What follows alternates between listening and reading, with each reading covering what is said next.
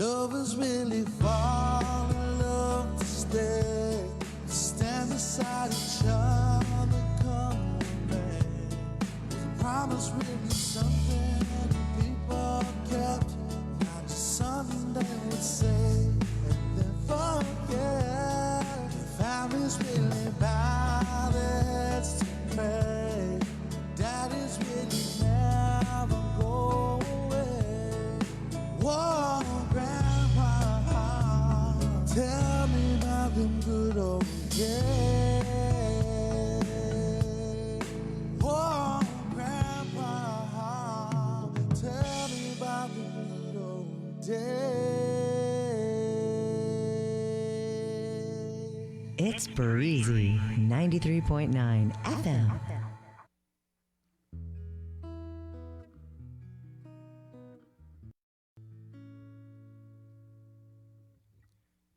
Times have changed and things are strange and we are so confused.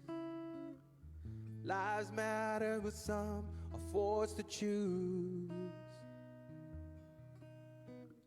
But keep your head up, pour your heart out. Yeah, we gotta believe that if we stand together we'll make it through anything. It'll be okay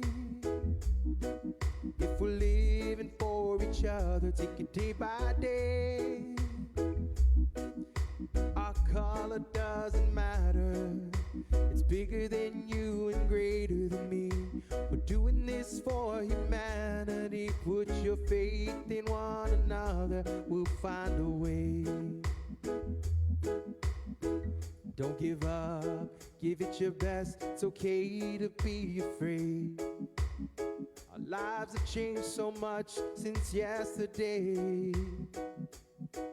We can do our part to fill our hearts with love and happiness. The sun will always rise and shine again.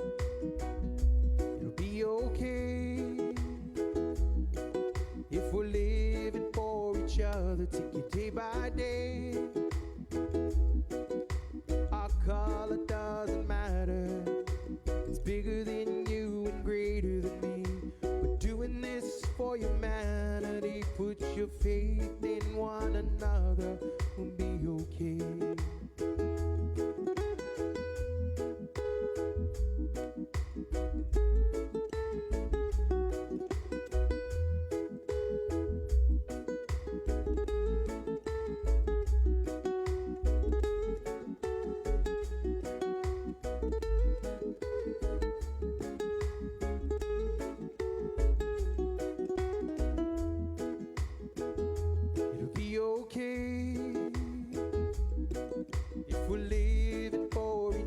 Take it day by day.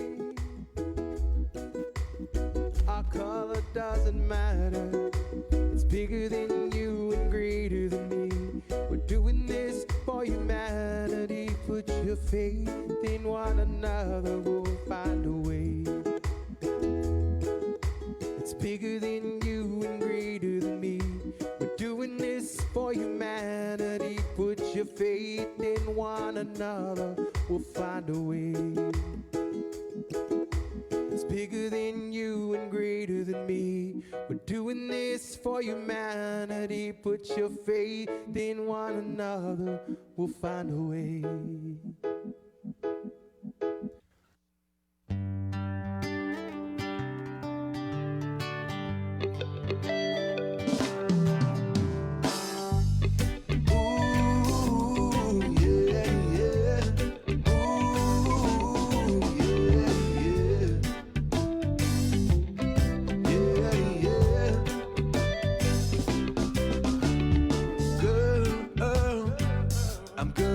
The line free to get the loving that you need, to swim away with my heart, yeah.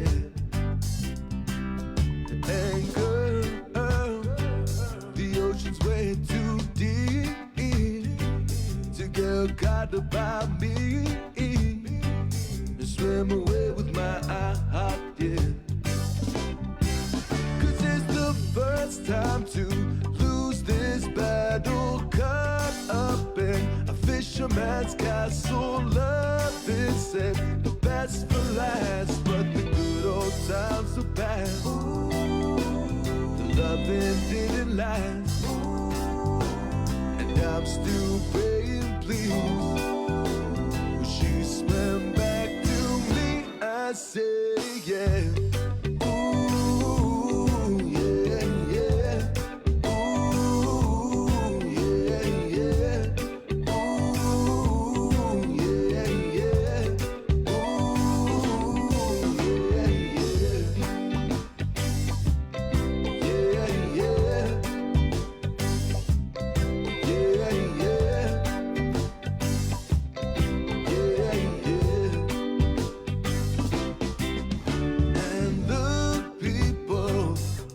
The mermaid is snagged up by the tail.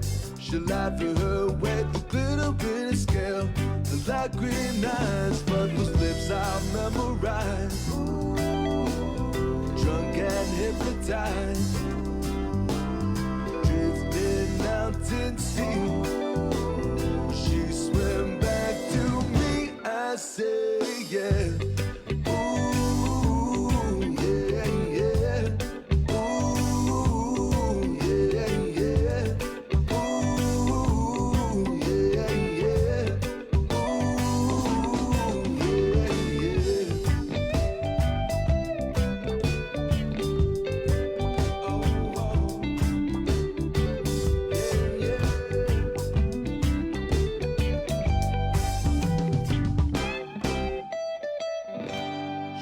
Out of the water, oh, she said that she missed me. I know, cause I've been waiting months now. She's trying to pull me to the waters of love, but I cannot stay in other water like you. But you keep on pulling and I know just what to do. Better trade your fish scales for a parachute if you wanna end up with me and you. But she didn't speak a word to me. She jumped into the waters of the deep blue sea. When my tune is carried by an ocean breeze, I know she can hear me. I said, yeah, yeah. Ooh, yeah, yeah. Ooh, yeah, yeah. Ooh, yeah, yeah.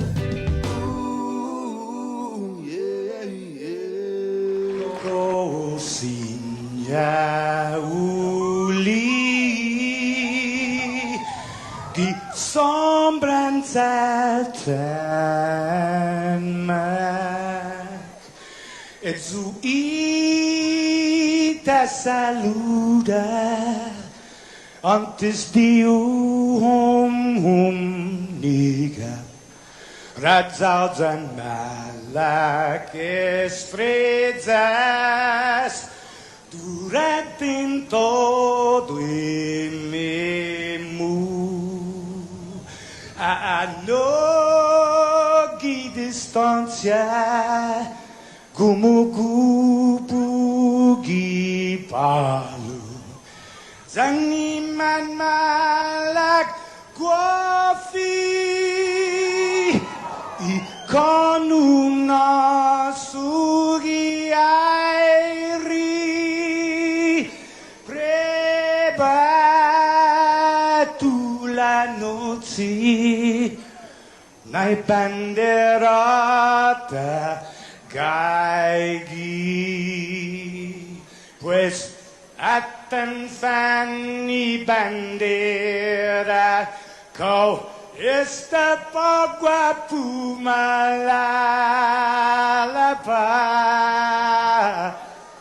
giluk tanu man libri sentami ti man ko badi.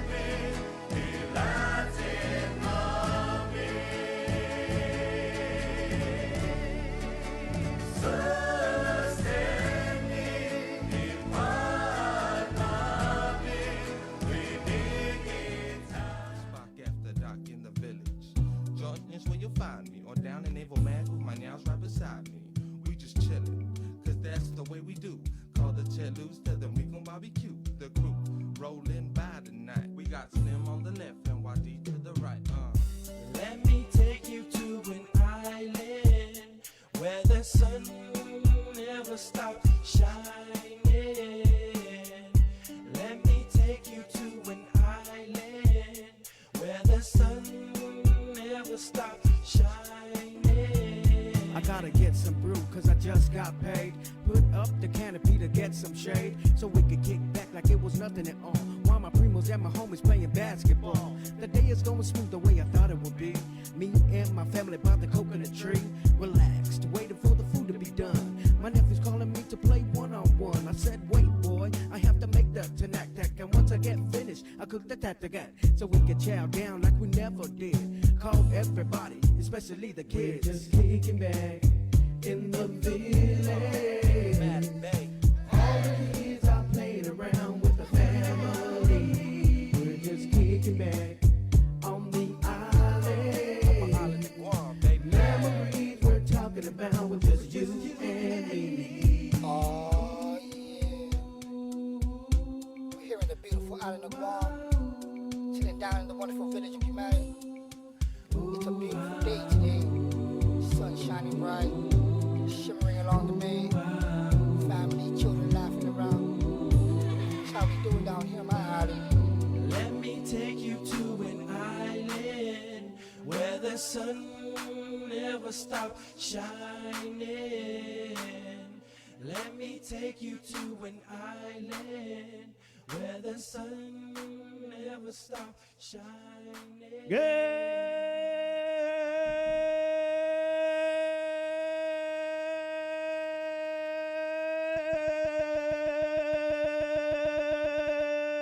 Good morning, Guam. Good morning, Sabrina. Good morning, Christopher. Jason. All What was right. that? That's the kind of show we're going to have today. You sound a little bit nasally, like you have a cold in your nose. Actually, it's not funny Yeah. to joke about that Yeah. kind of thing these days. But No. it is. It may be wet in your nostrils, but it is certainly wet outside. Okay. I hope you don't have wet nostrils, first of all. That's my wish for you guys this morning. Yeah. It's rainy. Palaxi the Maxi, raining cats and good logus out there. Please drive safe on your way to school. Oh, sorry. Oops. On your way. On your way to the Zoom. Right. All you bus drivers out there, take it easy with the kid. Oh. Yeah. Hey, Or we it's- could do something that's like, hey, kids, rep your platform. If you're on Zoom, raise the roof. If you're on Google Meets, Hey, good wave morning. your feet. That's Jason Solis, ladies and gentlemen. It is Tuesday, August 31st. Where did this year go? The 9th month of the year is just 18 hours away.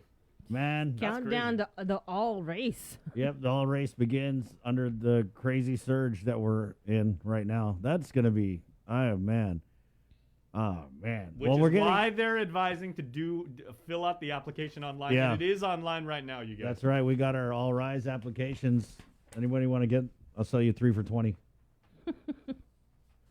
Yeah, so the All Rise application is Wait, out. no scalping of All Rise. You're that guy outside the concert, right? Hey, what'd you get? You All Rise Yeah. right here. Wait 3 a for minute. 20, 3 for 20. Wait a minute. I actually think I saw you back in, Yeah, what was okay. that, like 91. Hey, Right. hey, bro, you want to get in to see Bobby Brown? Hey, Brim, you want to see the Jets? So we're getting Daphne Shimizu Reventax 8:30. Okay, to answer all your All Rise questions as the race for All Rise. And guys, sarcasm, yes, but it really is going to be a race because the governor has made it a free for all. First come, first serve. Very, very unfortunate. But it is what it is, guys. And guess what? We know you need the money. We know it. And so this is going to start tomorrow. We'll have all the info with Daphne. We're getting Mayor Savaras on 7:30 because we've had Mayor Alagog, and we know that the mayors are doing the satellite locations for the all race. But Mayor Savaras, big village, biggest one, most populated. She's got a few, so we're going to get her on to kind of sort through where you're going to go in Dedido and then catch up with her. It's been a minute. Right. So the mayor's offices, it's where you can go and pick up copies of these applications so you could fill them out, especially if you're going to be filling it out in person, waiting in line over at Rev Tax. You can't email them in. You can't mail them in. No so Dropbox. Right. So they're going to make Rev Tax with the drive-through. You could drop it off there, or you can go into the income tax branch and file it. If you plan on filing it online, you should go now, actually. I actually and threw register. the link just in there right now in our Right. comments for those of you Yeah, guys who you got to to jump on create the an An account. account Right. with myguamtax.com. And by the way, if you've never used the myguamtax.com like service and everything like that, it might seem a little intimidating, but it's really, really easy to use. Yeah. Setting up for account is super easy, regardless of like your level of computer savvy and everything like that. It's All your really, grandkids. really easy to do. Just get your grandkids to help you. Yeah. Right. You know, So- and don't click on the business, because I was trying to make an account for my Guam Tax, Mhm. and I kept clicking on the business one. You got to look down for Oh. like the regular folk. Yeah. Also, so for those of you guys who check out myguamtax.com, again, we put the links in comments if you guys want to check that out. It's on the right column on the right side, and they actually do have a FAQ sheet, frequently asked questions, which goes practically for every sort of concern you might have about that. So check that link out first, and then just make sure you fill out the form. Right. So if you can't get to a computer, that's the best and fastest way to Yeah. fill out the application, so you're not waiting in line. And some mayors, I think that's what Mayor Alec mentioned, that some mayors will make some of their computers available. Right. Yeah. But remember, we're in a social distancing pandemic, and so he was saying it's not like they can just throw open the door and let everyone in. You know. what I mean? Right. So But for the gathering limits do not apply to government agencies. Right. that's right. Um, That is how public health is interpreting. Yeah, there is some weird interpretations they came out with last night. I wish they would stop like interpreting this thing, because you're giving people the idea that it's okay to do all these things that, aren't going to help with the transmission of the virus. So they came out with an interpretation late yesterday afternoon that basically said unvaccinated kids under the age of 12 and 1 month. 12 and 1 month aren't going to count towards the total for social gatherings. Because they're ineligible to be Vaccinated, vaccinated. right. Mhm. But also, at the same time, we shut down the schools to protect these kids. We shut down the schools to protect these kids. Why would you let them go and gather with, I don't get it. It doesn't make sense. You got to protect the kids, man. You guys just use your judgment, you know what I mean? And again, it's like, if we're going to limit the social gatherings to 10 and 25, then make it 10 and 25 warm bodies, regardless of whether they're little kids or grown-ups. Because the point with the COVID is, right, we're trying to limit the gatherings. So why are we trying to unlimit the gatherings we're trying to limit? It's confusing the people. And then you know what happens? They don't take it serious. The governor has zero credibility out here. It's already hard enough trying to make sense of all these EOs and mandates and hoops that you got to jump through. And then when stuff like this comes out, this just confusion, it only makes it worse. And that's why it's on us, guys. It really is. God, donuts. It's on us. Please, for the love of our island, wear your mask, wash your hands, watch your distance. Go get tested for COVID. Go line up for 4 hours and go get tested for COVID at TGen. But you better do it now, because it's already crowded and they're done by 12. I was talking with we see how we shut down the schools, right? There's a lot of parents who are trying to figure out what to do with their kids, right?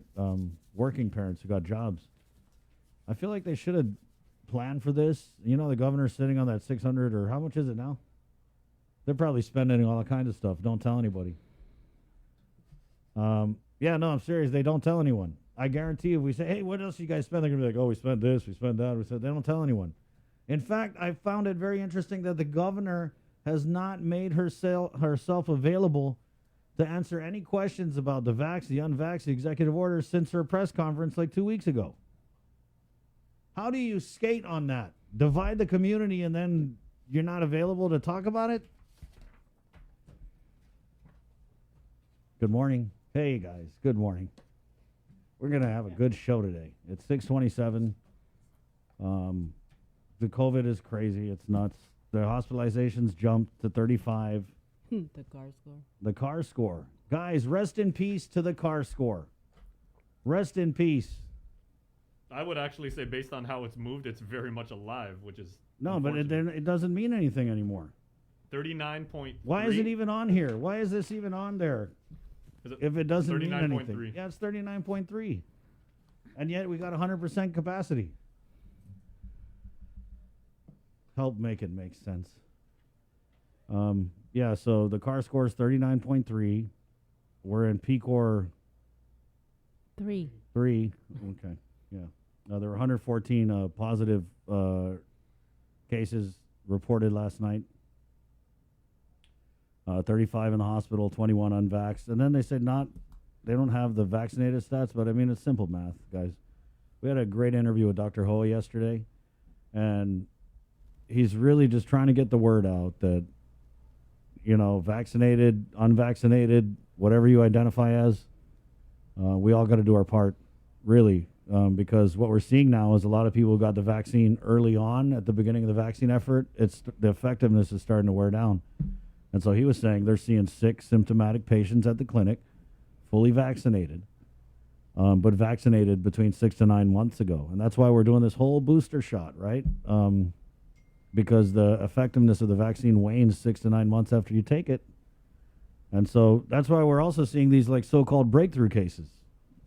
And then you throw in the wild card that is the Delta variant, and it makes for a perfect storm that hopefully will not ravage our island. It already is. So we should have done this. Honestly, guys, these measures, I just hate to say it, but when it comes to like stopping the spread of the virus, ineffective, totally ineffective.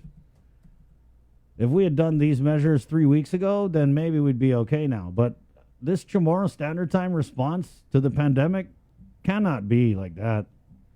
Come on, Auntie Lou. You cannot sit on your hands for 4 weeks while the numbers continue to climb and then come out and do some haphazard divide the community. God. It's 6:30. Well, speaking of numbers, Bree actually just broke a story on Instagram. That's right. Right before we went up. So the CDC, our friends in the agency in the mainland, upgraded Guam and its travel advisory. So we're now back to level 4. You were talking about the car score and then the PCOR status and everything like that. So CDC travel advisory back to 4. And Bree, that means very high, right? Yes, it does. Yeah, sure does, Jay. So the higher the CDC travel advisory, the What more is it? intense it is. Yeah, so basically they say, like, don't come to Guam unless you're fully vaccinated.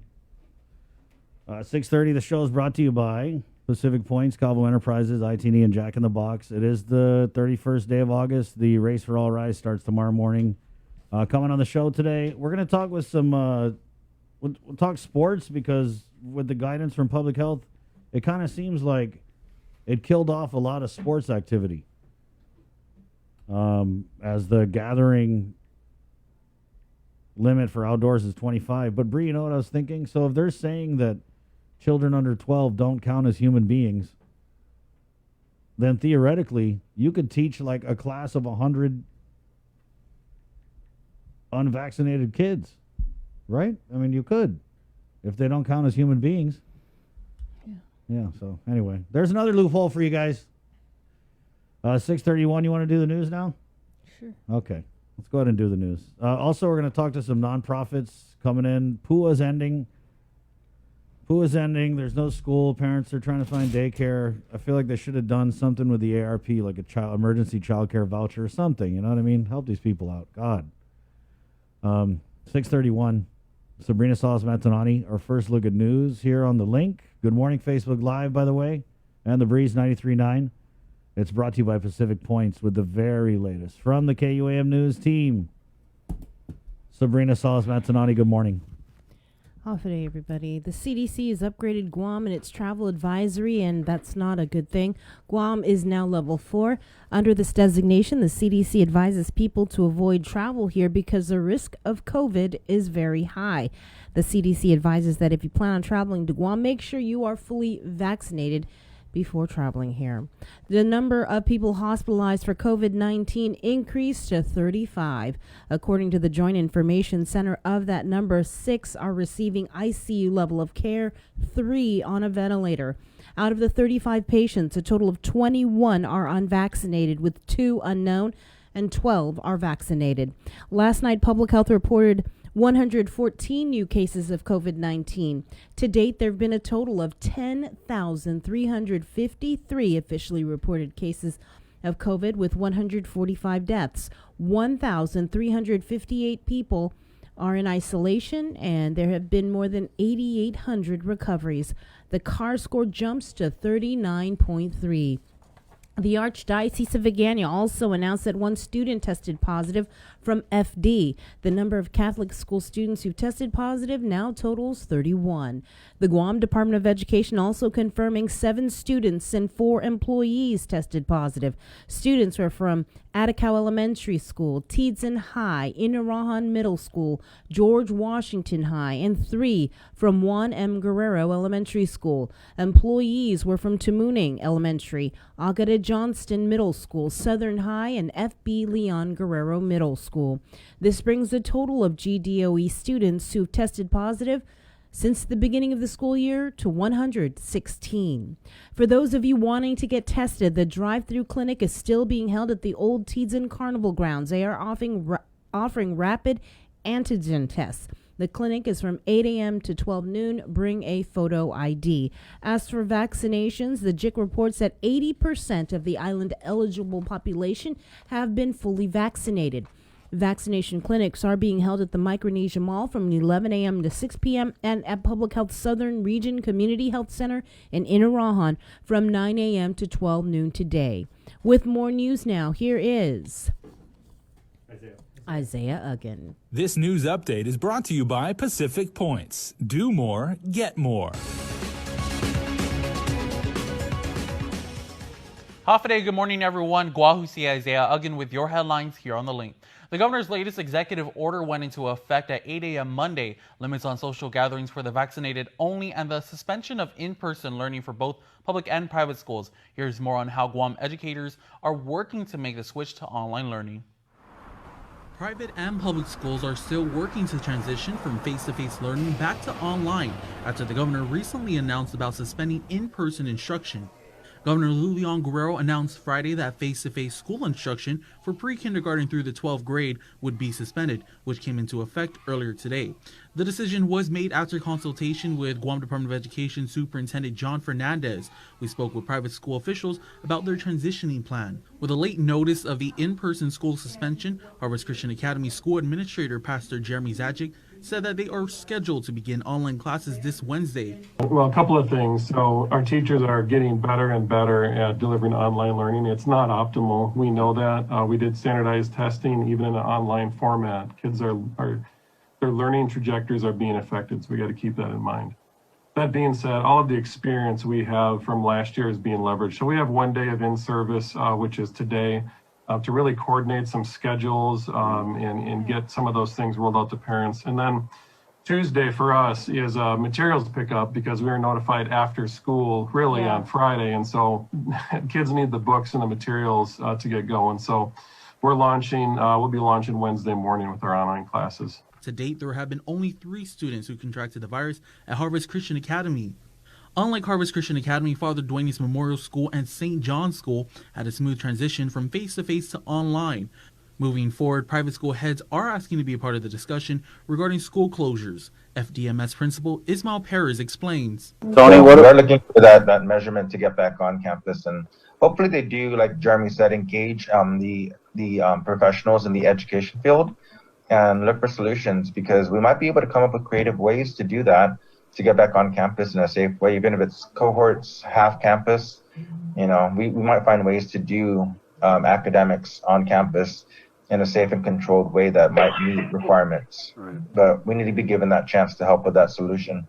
There were 4 students at FDMS who tested positive for the virus. About 93% of school staff are fully vaccinated against the virus. Meanwhile, GDOE is still working with the transition in accordance with the executive order. During the community and parent input session Saturday, parents asked why the scheduled cohorts from last school year cannot be adopted this school year as well. GDOE Superintendent John Fernandez. In the event that we need to make a change, cohorts would be, and we had been working with the schools to prepare them for that eventuality. The governor has informed me that because of what they're seeing on the healthcare side, because of the increases and again, I think the term, this is going to get better before it gets worse. She likened it to an infection that needed to be treated, and that we needed to address it urgently and at once to really stem that and stop that infection, and that suspending in-person learning, in her judgment, would be more effective than taking half measures, which is what we were requesting in terms of the cohorts. Reporting for. According to GDOE Interim Public Information Officer Michelle Franquez, discussion on how they plan to accommodate special needs students is still ongoing. The Guam Department of Education has announced that school meal distributions will begin next Tuesday. GDOE's Grab and Go distribution is scheduled to begin on September 7th, which will run from 11 a.m. to 1 p.m. Monday through Friday. According to GDOE Interim Public Information Officer Michelle Franquez, the process is the same as last school year. Again, it's going to be like how we done before, which is the first come, first serve basis. Each bag will have one breakfast meal, one lunch meal, and we're limiting it to 5 bags per vehicle. The meals will be distributed at these 12 school sites: Simbo Elementary School, Agania Heights Elementary School, BP Carbolito Elementary School, Weddingale Elementary School, MU Lujan Elementary School, Inalahan Elementary School, Maria Joa Elementary School, FBLG Middle School, Jose Rios Middle School, John F. Kennedy High School, George Washington High School, and Southern High School. Late Monday afternoon, Rev and Tax announced that all RISE applications are now available, and village mayors are getting ready for a flood of residents at their offices Wednesday, when the all RISE applications will start being accepted. Mayor's Council of Guam President Jesse Alec. The whole idea behind that, I believe, is really just to give everyone a fair shot at submitting an application, picking it up and then submitting it. What I think we're doing for most of us mayors is we're encouraging our residents to sign up for a tax account online if you haven't already, because that's really the simplest way to do it. Alex says some mayors will have computers on loan for villagers to use. They will also be passing out hard copy applications. Guam's most populated village, Dededo, has 2 other locations, the Asimbo Senior Center and the Dededo Senior Center. When it comes to utilizing the mayor's offices, the mayor's office computers and their actual offices, we have to remember that we're still in the pandemic and not everybody can load into the office. If you're going to line up at the office, the whole gathering capacity does not apply to the government.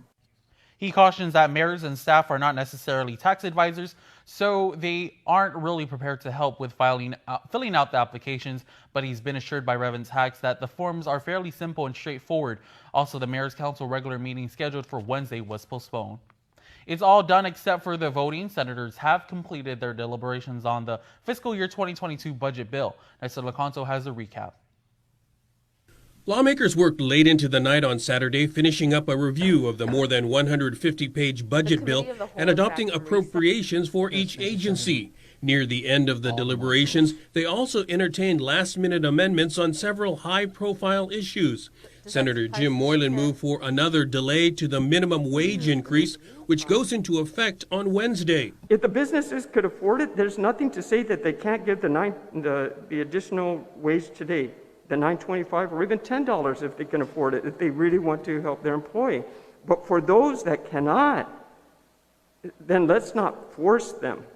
Let's at least give them a breathing chance of another three months as a compromise. His bid failed. Speaker Therese Chalahi tried yet again to lock up extra money to pay for tax refunds. This time it was an amendment to raise projected revenues by $20 million. She said the latest consolidated revenue report is tracking a $23 million surplus by the end of this fiscal year. Instead of allowing it to go where we don't know where it will be used.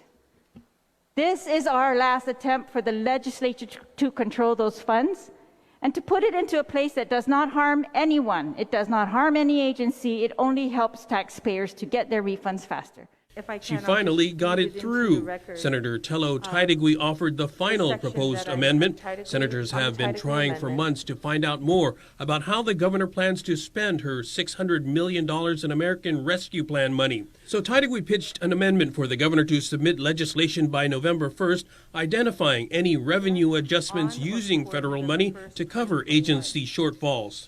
Basically, Madam Speaker, what this does is gives us information on what spending the governor is doing. I mean, we already know that we can't tell her how to spend the money, but I think we can ask where she's spending the money and provide us this information. Fell short. The bill is now undergoing a final review. Senators will reconvene to vote on Tuesday night at 8:30. That's just a few hours ahead of the midnight deadline to pass a budget. For Guam's News Network, I'm Nestor Leconte. Yes, it is. That's it for now. We'll see you tonight for KUAM News Primetime. This news update is brought to you by Pacific Points. Do more, get more. Do more, get more. In other news, TAN Holdings is working with the State Historic Preservation Office to ensure proper protocols are followed after cultural artifacts and human remains were uncovered during renovations at their Crown Plaza Resort Guam, formerly the Fiesta Resort. According to a media release, the discovery was made when removing swimming pools on the property that were originally built in the early 70s. Crown Plaza Resort Guam is fully cooperating with the SHPO to follow protocols and guidelines for the proper and respectful handling of the cultural resources that were discovered. Those processes include monitoring, data recovery, and preservation in place if conceivably possible. A memorial respecting the remains uncovered in previous work on the property grounds was built in 2010 and is maintained on site. The time for civilian evacuations out of Afghanistan has come to a close as the U.S. military is making sure it gets soldiers and equipment out of the country before President Biden's August 31st deadline. Natalie Brand reports. Smoke rose near the airport in Kabul following an early morning rocket attack. Nearby, a car on fire showed where the launch originated. 5 shells were fired, some missed their mark or were destroyed by a missile defense system. This is the most dangerous time in an already extraordinarily dangerous mission. Sunday, U.S. forces carried out a drone strike after 2 men were seen loading explosives into the trunk of a car. This strike prevented a high-profile attack against both, coalition U.S. forces and other Afghan civilians. In the final hours of the withdrawal, evacuation flights continue, but most of the seats on the planes leaving the airport are filled with U.S. soldiers. Making sure that right up until the end that we can get people out safely, including evacuees. The Biden administration says it will hold the Taliban to its word that any Americans or Afghan allies still in the country after the deadline will be allowed safe passage out. The State Department is in touch, we know, with additional American citizens. Again, given the tense security environment that we're dealing with, I think it'd be better to just not talk about it much more than that. President Biden watched solemnly while the bodies of 13 U.S. service members killed in a suicide attack on the airport last week returned home. The fallen ranged in age from 20 to 31. Natalie Brand, CBS News, the White House. And we continue highlighting some of the island's businesses who are Guam Safe certified by the Guam Visitors Bureau and have the World Travel and Tourism Council Safe Travel stamp. Today we feature Longhorn Steakhouse in Timuni. Guam Safe and WTTC Safe Travel Certified Program Showcase is brought to you in partnership with the Guam Visitors Bureau. Half a day, my name is Donna De Jos, General Manager of Longhorn Steakhouse. We have waited over a year to open our door to the public. Fortunately, we had a tremendous support from our local community. We are eagerly waiting to share our steakhouse experience with our tourists and travelers. And it is important to keep our promise to a clean and safe environment for our guests.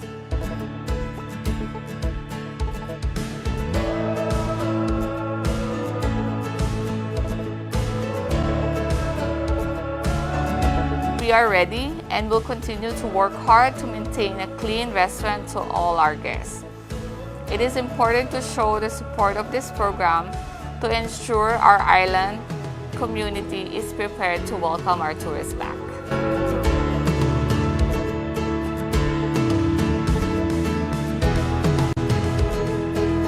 Since we have opened, we have prepared our restaurant to be clean and sanitized around the clock.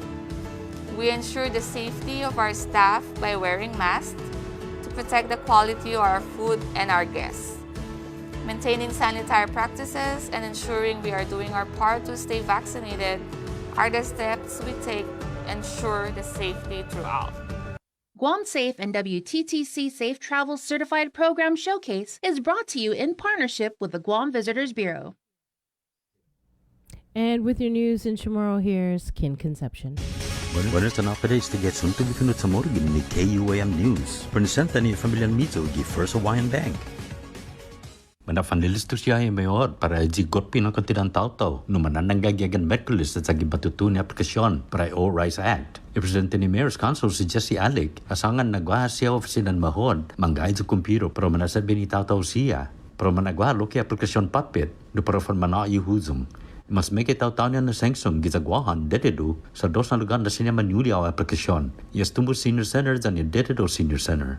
Kasangan siya loki na hasua na imayot siya dyan ni zona staff sa tiparafan manaya bisu po taxes. Pasti maprepara siya para maazuda familiar di aplikasyon. Lo masuguraw siya ni Departamento ng Revenue and Tax na tisend ma po manakabali sa zusihan na form. Mentosen na umakansela meeting niya i Mayor's Council di Metquelis. Mas artikulo, Departamento ng Salud Publiko sa ma-release schedule nunayan na manahalo mi apa si pandemic EBT na programa. Ifinid na sa dia 11 September para GDOE sa ni Dodeo na estudanti siya. Putodo para Dodeo sa 334 pesos 65 centimos. GDOE na eskolante sa 422 pesos 41 centimos. Segundo na inapa sa dia 18 September, azi PEBT na programa sa pareo sa na G-SNAP. Maata namin nalingon ng kanu para estudanti siya medyo mausang eskwela ni Departamento ng Edukasyon sa Pilipinas. Yuto mo na sunto para pago na Martes. Manamanyo ni Guam National Guard di plano niya ni para mababa klinik binakuna giyaji hagas Forever 21 na tenda gizag tamuning. Guam National Guard Public Affairs Officer si Mark Scott elingyan na tawad necesidad pero sinipoti mababa niya adyo na lugar. Losangan na siya man nesesita no mababa 8 na lugar binakuna dazanggin matumagi GCI booster shots gidya 20 September. Para Guam News Network, Guam si Kin Conception. Yasuto ifinut sa moro sa presenta sa ninafato ni Familian Mizo gi First Hawaiian Bank. Say hello to the First Hawaiian Bank mobile app. Got a question about your finances? You've come to the right place. Bring all your accounts together, even those that aren't with us, and see the big picture, right down to the smallest detail. Unlock powerful tools like Insights and Money Map that help you save time and take control of your finances. When you connect accounts with the First Hawaiian Bank mobile app, it all starts with yes. This season, KUAM Communications is ready to go with more games, more championships, and more sports specials guaranteed to bring out the fan in you. Don't miss a minute of gameplay from NBC on KUAM TV8 or from CBS on KUAM TV11. We're bringing you all the action and excitement brought to you locally by Michelob Ultra, the superior light beer, Mariana's Irrigation and Landscape, and Docomo Pacific. The KUAM Podcast Network is back and on demand, featuring a great variety of podcasts from our island and region, including culture, lifestyle, awareness, crime, politics, commentary, comedy, and entertainment.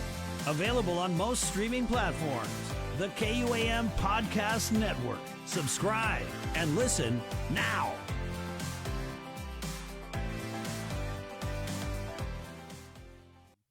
The relationship between Guam and Manila, Philippines is undeniable as we share similar cultural traditions, history, and heritage. With generations of Filipinos calling Guam home, KUAM presents a monthly look at the capital city featuring in-depth and engaging interviews on everything from medical tourism to new business and government leaders. Veteran newscaster Nestor Lecanto delivers Beyond Our Borders. This special program is brought to you by KFC and the Medical City, where patients are partners. Get the job done the right way by getting the right stuff at East West Rental Center. With years of experience helping builders, we definitely got what you need. Call 646-1463 or visit us in Upper Tumon. Open Monday to Saturday from 7 a.m. to 5 p.m. and on Sundays from 8 a.m. to 5 p.m. GU Self-Storage, conveniently located near the Harmon McDonald's, offers fully covered loading and unloading area with individual pin-coded gate and door access. Call us today at 648-7867 for more information.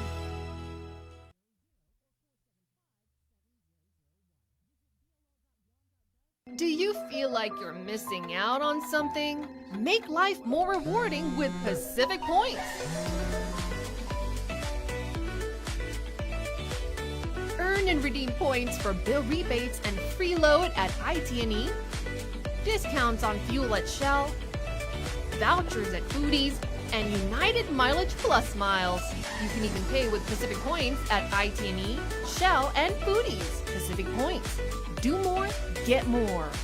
Catch SportsLink on the KUAM News Morning Show, The Link, every Friday to hear about the latest in sports news, game schedules, athlete profiles, and more. SportsLink, brought to you each week by Cure Alkaline Water and Mariana's Irrigation and Landscape, airs every Friday across the multimedia platforms of KUAM. Tune into the broadcast on Breeze 93.9 FM, on KUAM TV 11, live streaming through the KUAM News Facebook page, or view highlights on YouTube, KUAM News Facebook, and Instagram. SportsLink is hosted by Dave Delgado through KUAM Sports, and he will make sure that everyone knows what is happening on the fields, in the gyms, and everywhere in between.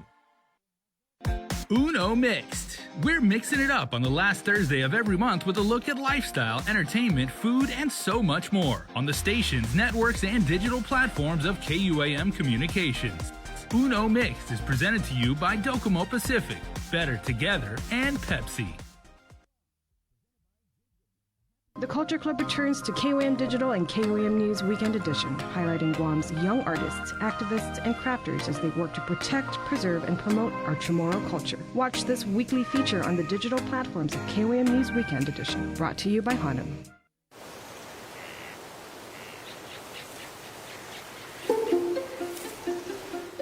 Guam was once home to over 12 native species of forest birds, each with their own unique sound, color, and role to play in our ecosystem.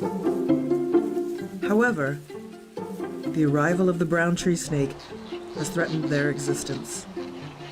Today, only 3 of these species still exist in the wild. But what was once lost can be restored. Join the Department of Agriculture's efforts to restore our ecosystem. It is only through partnerships with various organizations and the community that we can give our native birds a future.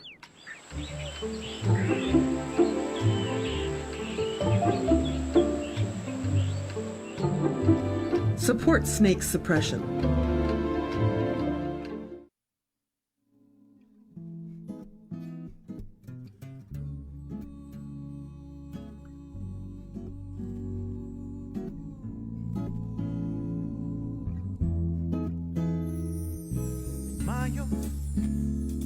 From the place that I call home, but she's calling my name. Yeah, she's calling my name. Mayo, from her beautiful blue seas, but I'm playing the game, trying to get to this fame. Oh, oh.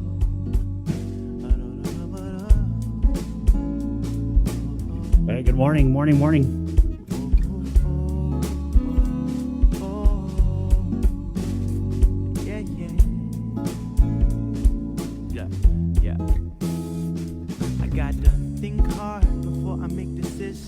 Think about what I've earned and what's given. Think about my future and my love. Play some ball, mess around and switch it up. Mix some seeds with some bees and make a book. Too many trees, they be starting to hurt my lungs. In the box doing nothing that they flown. What the hell am I doing? I got to run now. Hold up, hold up, hold up, hold up. I got some hearts to fill and break free from this habit of negativity. Oh damn week that be sticking to me like macaroni in K3. I'm far away from the comfort of my bed, but it's all good just as long as I can keep my head.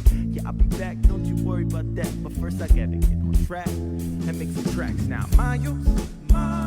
Yeah, good morning. Hey, 656. This is Reed Meyer. He's the son of a longtime librarian R.A. Meyer. Also, I know R.A. was a Guam Major League pitcher. Reed now stays out in Florida, the American states. 657. This is the link. Good morning.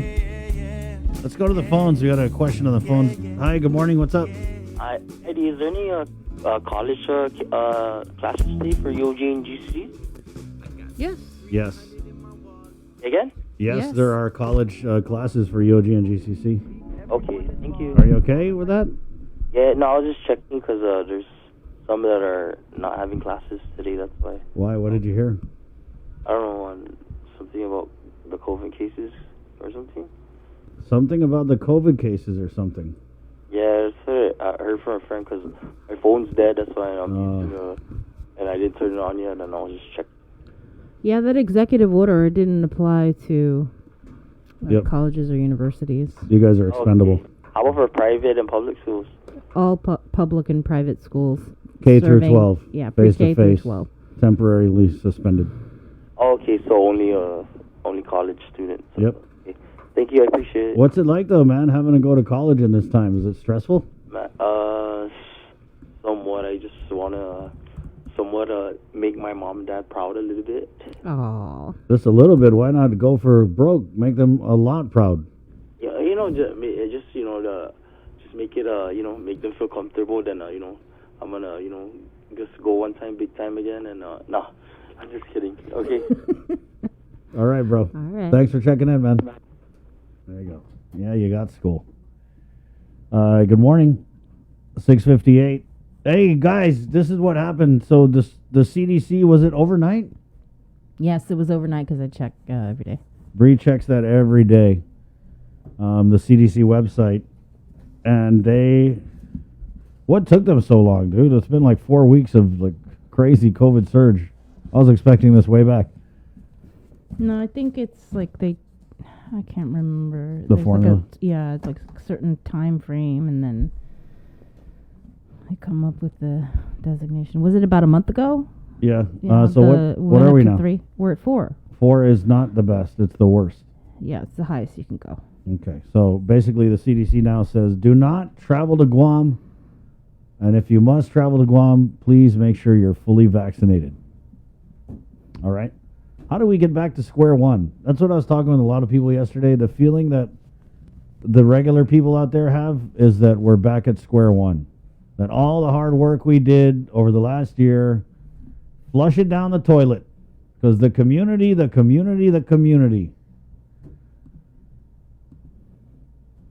the Delta variant. The Delta variant, yeah, it's crazy. Guys, we've got to just really be mindful. People let their guard down. Yeah, people let their guard down. But, did they really? Because we're just following what the governor...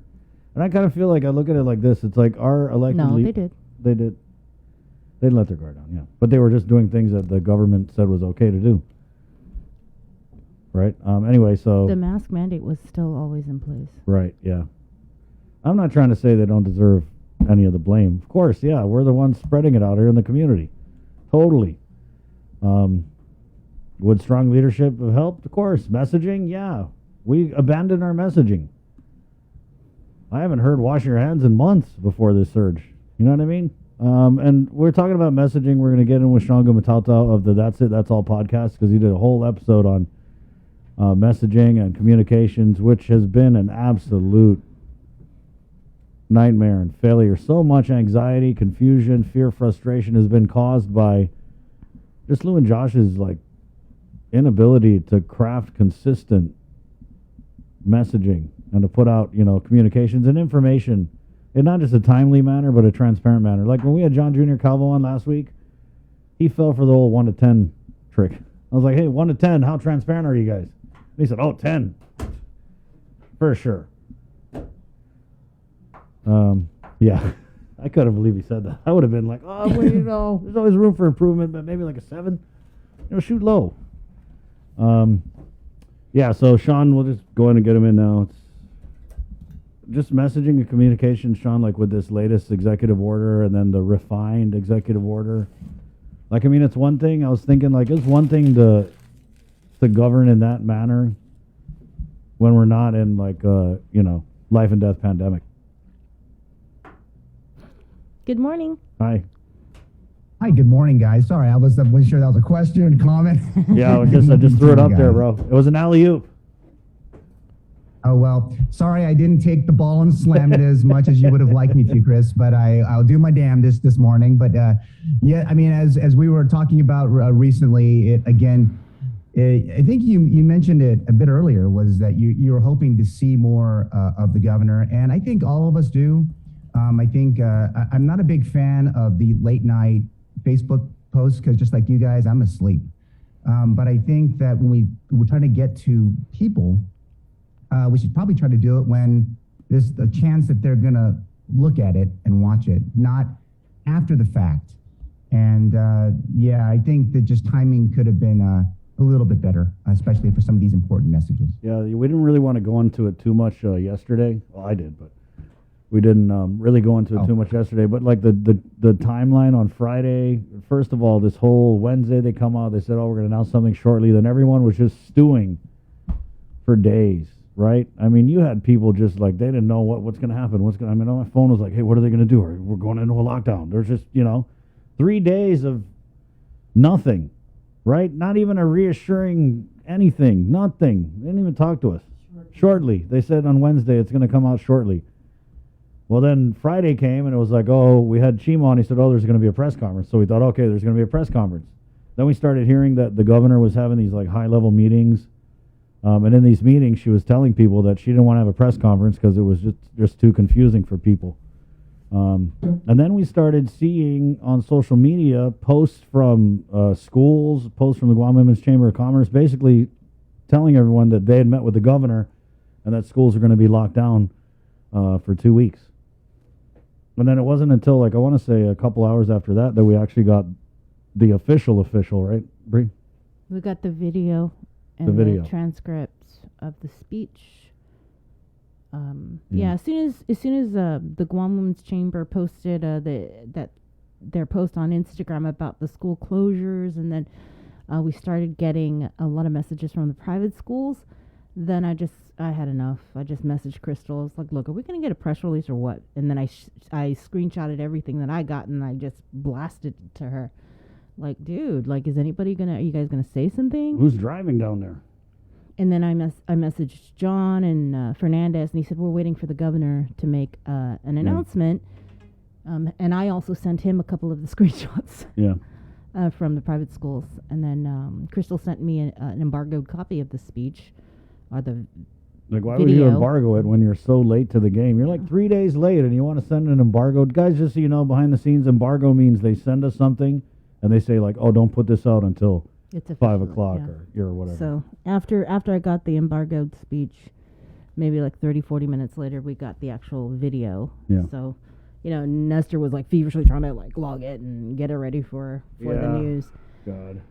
But it was just I don't know. This whole, like, governing by video, I don't know, like, who's telling the governor that's okay? It's not okay. It's actually...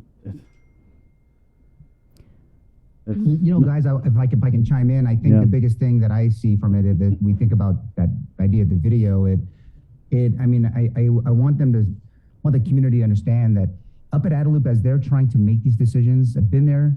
I'll tell you right now, video at the time was a must. We had to be in front of people like a KUAM to let the people know. We weren't doing this government by social media because it wasn't around. And so, but those basic tenets of using partners hasn't gone away. Mm-hmm. It hasn't to any stretch of the imagination. I don't care what other theorists might think about this. Textbooks talk about it all the time, of the use of the mass media to get a message across.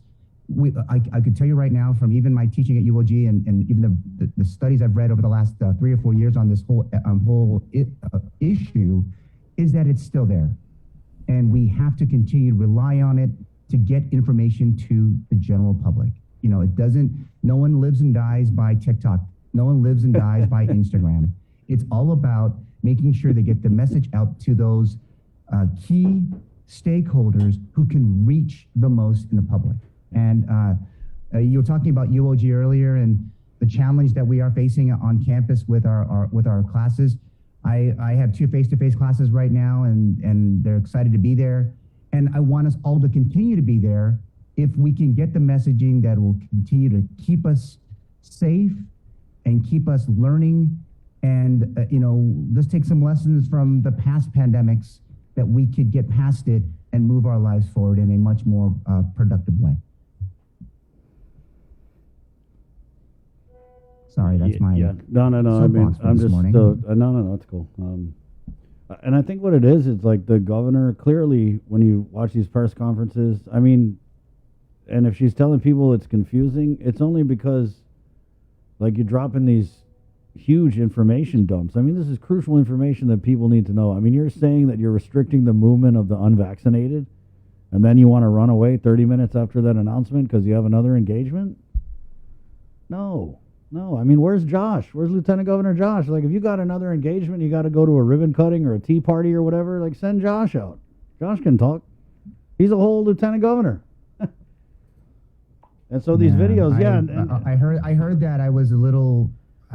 First off, in all my years, even covering it with you guys, I don't think I ever heard in a press conference where someone had to leave.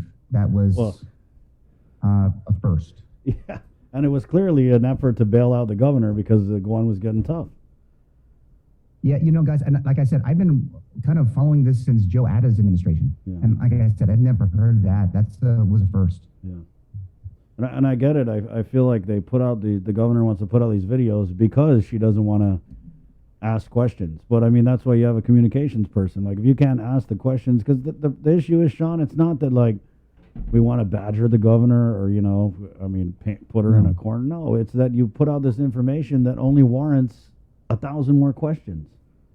And so... Right, and Chris, I mean, but the governors, and when working with Governor Camacho, there was times where, he was wondering, why ask these questions? And, you have to brief them, give them all the information, and then you can't, and I'll be, in all fairness, we just can't continue to dodge media forever. There's times where you go out the back door, out the front door, don't want to engage, but then you have to just say it. And there's nothing wrong with that.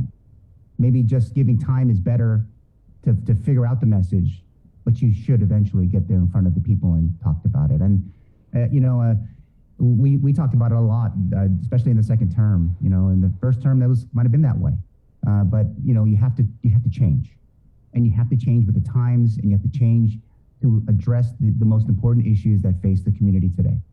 So I'm hoping they're monitoring this morning. I'm hoping that they're, like I told you the last time we spoke, hope they're listening to what's happening here on KUAM and to understand the magnitude of their messaging.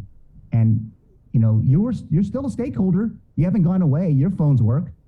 Again, encourage them to use this medium to reach the people and get that message out and do it as quickly as we possibly can, especially when it has to do with these situations that, especially with the pandemic, it's going in another direction. If I can tell anybody today, just stay home. I mean, get your groceries, stay home, try to stay home, don't go out. Yeah. I mean, the car score is through the roof. And when we started this car score, I was anticipating, Breeze, you mentioned earlier, I was anticipating we were going to get shut down. I thought clearly at 10, this whole community was going to be locked down. I was preparing. Mm-hmm. And then it didn't. I'm still kind of confused why we haven't. Yeah, and I mean, we did a whole campaign on the car score. It was that important back then, last year. Yes, of course. Oh, no, and then also when we talked about the P-core levels, we have a vaccination, or we have a vaccine that is now approved by the federal government. So that means there's some level of movement, but not a lot of level of movement. So that's why we remained at peak core 3, right? So again, we're still in these levels. So the community knows, hey guys, we're still not out of the woods. Like, I think over the last couple of days, I saw people jumping into big parties, especially on Sunday. Like they already knew, like, hey, we're shutting down Monday. Yeah. They were blowing it out. Yeah, for all real. across every beach, from Tumon to Agate, had people just raging. It was party time in the Marianas. That's what was going on, and there was no semblance of there's a pandemic. And so I'm not judging. I'm just saying what I saw, and that was pretty. It's like, wow, I think everyone's pent up. They're just fatigued, and they'll let their chips fall where they may right now. It's just they want to see an end. I mean, people I talk to, they're tired of this pandemic. They want to go back to normal, and we got to make sure that we get there, but safely. And how do we do that? I mean, Mary Jesus Mendiola, locked down already. Rosemary Laguatnia, it is the press conferences that allow questions to be asked for better clarification.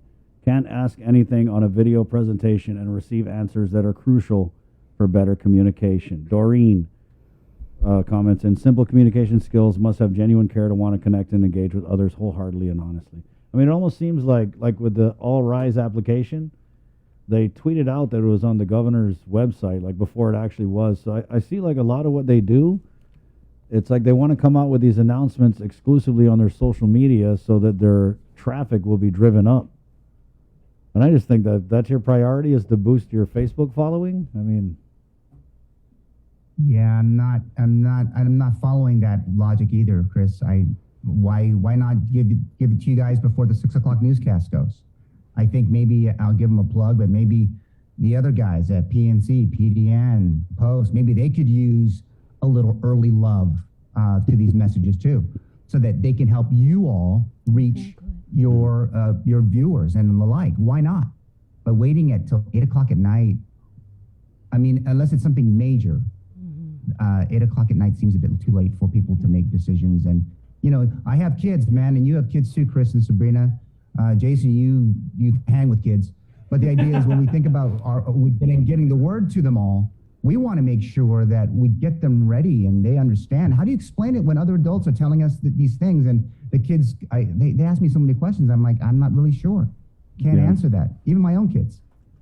I always go back to this, that the whole reason why this show was created was to be a partner with our government. Yeah. To get out information as soon as possible. And from the jump, it's just been this, I don't even know, contentious kind of, I don't know, relationship, I guess. Yeah. I mean, we got a job to do. Well, I mean, I've enjoyed, Chris and Bree, I've enjoyed the interviews like yesterday. I think it was yesterday with Tom Nadeau and with Chima, those guys at Public Health who are the frontliners in the response. And they are coming forward. They're trying to enlist your help, and there's nothing wrong with that. Yeah, appreciate But there's other agencies that are doing work. Dave Della Sola, like your guys' party player, he's always on, and he's always got stuff to talk about. And then you got Daphne from Reverend Tax, who's been their voice at Reverend Tax to get the word out. But it does not replace the messaging from the Ricardo J. Berdallo Governor's Complex and the people that work there, the drive message and the drive this big boat that's GovGuam.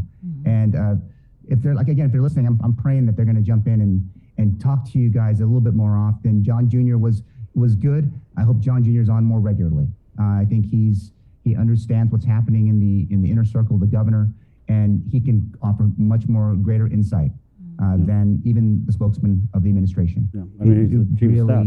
He represents the governor. He's the chief of staff. Yeah. And so I appreciate hearing him. He has got a big job to do. And I've been down that road, and I understand it. And I think the community needs to hear more from these folks. I know that you hear a lot from the legislature, maybe the judiciary to an extent. But the response on COVID is led by the executive branch of government, and we need to hear some more. And if I can plea for them to come up and listen and do it, I hope so. Yeah. And I know my family, your families, your listeners, they all want to hear from them. Yeah, I tried to ask the governor at the press conference about this whole restriction of moving the unvaccinated, dividing the community. She coupled you. Yeah. She coupled you, Chris. She told you to be quiet. Yeah. She didn't say to be quiet. She coupled you very She was early like, on I don't before you think could our even people get are through like your that, sentence. Cristobal. You know, our people are not like that. It's either Yeah. European. But then what happened was you saw immediately after the announcement of the EO that people were out there in the streets protesting, you know. So I feel like she owes it to the people of Guam to come out and, like, you know, shouldn't. Last time I asked to get her on, she was going to go to D.C. in a few weeks. So I asked Crystal Pacos and Augustine, hey, can we get the governor on? It's been since November. You know, we'd like to get her on, just an update. Wow. And he was like, okay. She was like, okay, I'll check on that. Never got anything after that. Next thing I saw, the governor was in D.C., so I was like, okay, well, that's that. But at like that level, I said to like, look at my calendar, Chris. Did you say November of last year? yeah, right? Yeah, election. She came on when it was election time. I was hearing things. Yeah, it was election. asked I thought I was hearing things this morning. I asked for a one-on-one with her. I think it was for the 1 year since we got the first 3 COVID cases, Right. but didn't get anything. Yeah. Well, and I mean, you know, God, it's not like we're trying to attack her. It's like, you're the governor. Come out and talk to the people. We have the biggest audience. You know what I mean? Anyway, that's it. That's all podcast. Sean, where can they get it? I know it's everywhere, Jay. Yes, it is. If you can, and anywhere you get your podcasts, obviously Spotify, Apple Podcasts, Stitcher. We're on Amazon Music as well. Don't forget, you can also hear it on the iHeartRadio app and Pandora.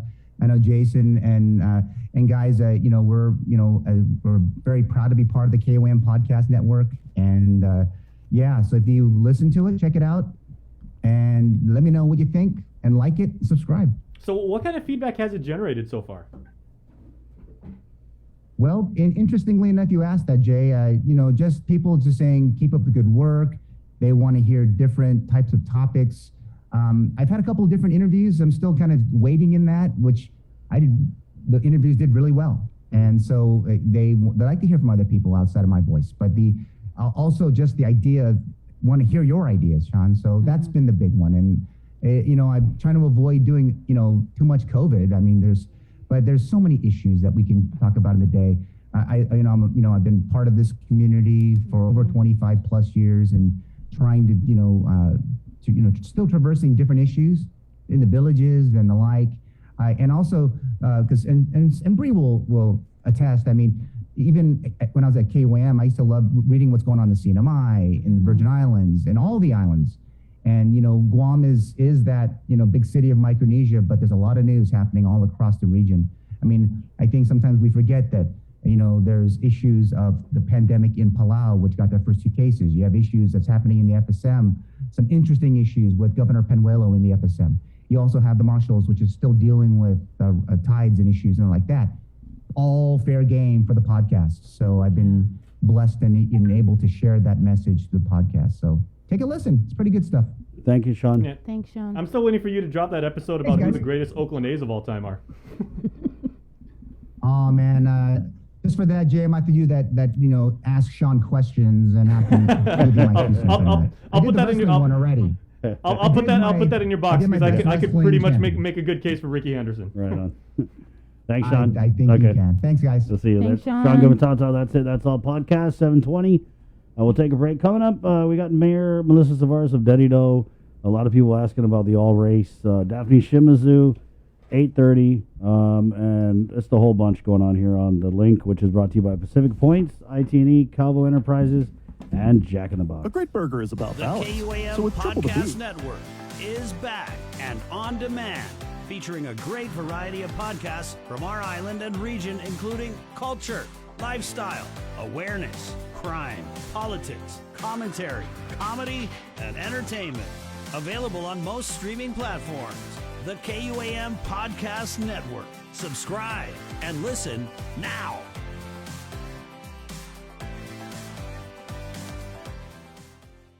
KUAM TV has been on the air for 65 years. 65 years of growing, changing, and adapting to the needs of our local community. 65 years of making you smile, laugh, and cheer, and being there for you in times of tears and heartbreak, and learning to heal together. We've kept you on the edge of your seats, been a trusted source for you to turn to, weathered many storms together, and celebrated life's big moments. And now at 65, we celebrate all the firsts we brought you over the years and all the firsts that lie ahead as our world changes. KUAM TV, celebrating 65 years of firsts on Guam.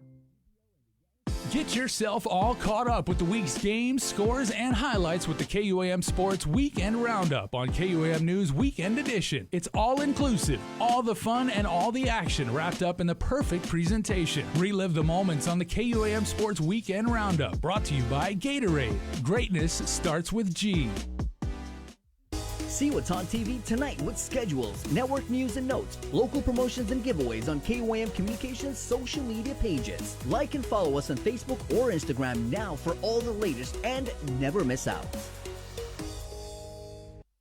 This season, KUAM Communications is ready to go with more games, more championships, and more sports specials guaranteed to bring out the fan in you. Don't miss a minute of gameplay from NBC on KUAM TV8 or from CBS on KUAM TV11. We're bringing you all the action and excitement brought to you locally by Michelob Ultra, the superior light beer, Mariana's Irrigation and Landscape, and Docomo Pacific. KUAM's multi-platform morning show, The Link, just got a little more delicious with Feed Me Fridays. Chris, Sabrina, Jason, and the rest of the morning crew will take some time off each Friday to talk, taste, and tempt you with all the latest and greatest food and drinks on Guam. Old faves, new hits, and everything else we can put in our bellies. It's Feed Me Fridays on The Link, brought to you by King's Restaurants, Ruby Tuesday Guam, and Devondale.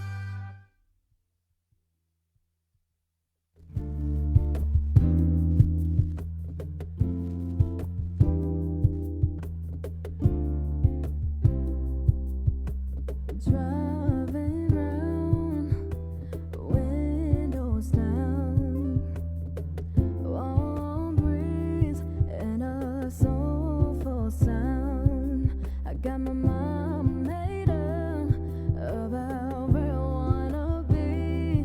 Can't nobody take my heart from me. There is no place like home. Hey, good morning. Please watch the road out there. It's like cloudy gray. Good morning, 723. Hi, Sabrina. Hi. Let's go to the phones. Guys, we have a phone. Yeah. It works. 637-0094. Give us a call. We had a guy with a question here. Good morning, sir. Yes, good morning. Good morning. Question. I'll try to get vaccinated today, and around public health. Do we have to make an appointment, or can we just drive up there, or you have any? No, you could go ahead and just drive over there. It's at the Southern Region Community Health Center from 9 a.m. to 12 noon today. Yes, ma'am. Yes, Yeah. yes. Bring your photo ID. So we don't have to. I don't have to make an appointment. No, just head on over. All right, appreciate it. Thank you. All right, stay safe. Sir, can we ask, Yeah. like, what Keep on keeping on. we're keeping on, sir, every day. What led you to the decision to go get vaccinated? Well, I work for a construction company, so we work on base, and indirectly they're coming to me, asking about another person getting a vaccine. So, indirectly, they don't want to just come out and ask me, did I get my COVID shot? So, I guess I'm just trying to get the program and probably stay alive. You got kids, sir? Yes, I do have kids. Are they K to 12? Are they out of school? Yeah, they're doing school, sir. So what did you do with them now that we don't have classes? Well, the school's going back to online school, so so far so good. What's your message out there to those people who haven't gotten the shot yet, sir? Oh man, just a suggestion, I guess. We'll get vaccinated. Oh, there you go. Simple messaging. Yeah. Okay. Well, thanks for doing your part. Yes, of course. I guess because my whole company, I guess I'm the only one that didn't get a shot yet. I guess like it. So You feel pressured, or you want to do this? no, I guess the most important thing is getting it. So yeah, let's leave that out of that personal talk and stuff. So. we as a people, we got to do our thing. So that's right. All right, Thank sir. you, sir. Right Thank on. you. Stay safe out there. All right. We actually got a couple more calls here. We'll go to line 2, the link. Good morning. Good morning. Half a day. What's up, sir? Hi. Chris, this is Blondie. I just wanted to say thank you and how good you guys are at informing the community each day. Oh, thanks, Blondie. How you been? Good. How you guys been? Just here doing this little You show, know. Teetering on the edge of a complete nervous breakdown, but other than that, we're doing fine. Yeah, same here. You know how the government is, but I still got to work every day just like you guys. So yeah, I just wanted to thank you guys for keeping us well informed like every single morning. Thank you, Blondie. Thanks, Blondie. I need to come see you at some point. I know. Give me a call. You have my number. Yeah, I do. Yeah, Blondie, maybe I'll come see you, see what you can do about all this chungi. Yep. Give me a call. Thanks. Give me a call, guys. Would you guys, thanks, Blondie, Esther. God bless you, Blondie. be safe. Would you guys freak if I came to work one day just like blonde? No. No, you wouldn't, right? Anything goes now this time. Yeah. Not blonde. but Anything goes. I actually think you could pull off the platinum. Platanium? You could do either a combination of either Anderson Cooper, I'm thinking, or Sting from wrestling. Let's go. You can come in however you want as long as you're wearing that mask. There you go. Yeah. Thanks. Thank you. The link. Good morning. Hello. Good morning. Good morning. What's up, brother? Am I on? Yes, you're on. All right. First of all, like the guy that called, I want to thank you guys. I tune into your station every morning, and accurate, true information is the key to everything. It's either good or bad. If communication is put out, right or wrong, and that's just day-to-day life, whether it's at home, at school, at work. So I want to just thank you guys, the KUM team, for what you guys do. I know sometimes being sarcastic or mean or it's not always the key, or there's always somebody that's going to get hurt or feel bad or whatever, but that's just sometimes how it has to be. And so most especially you, Chris, I appreciate your your humor, your I'm sorry. direct no, like I said, I listen to you guys, but I don't want to take up a lot of your time. I'm not into politics. It's right. Kind of a really touchy situation, with the pandemic we've been in, and then and I mean, knowing now that we're kind of like what I heard you mention earlier, like we're back to square one, when we should have, I thought we were preparing ourselves for the worst or when something happened. But right. like I said, I don't want to take your time, you guys' time, but I had a question. Sure.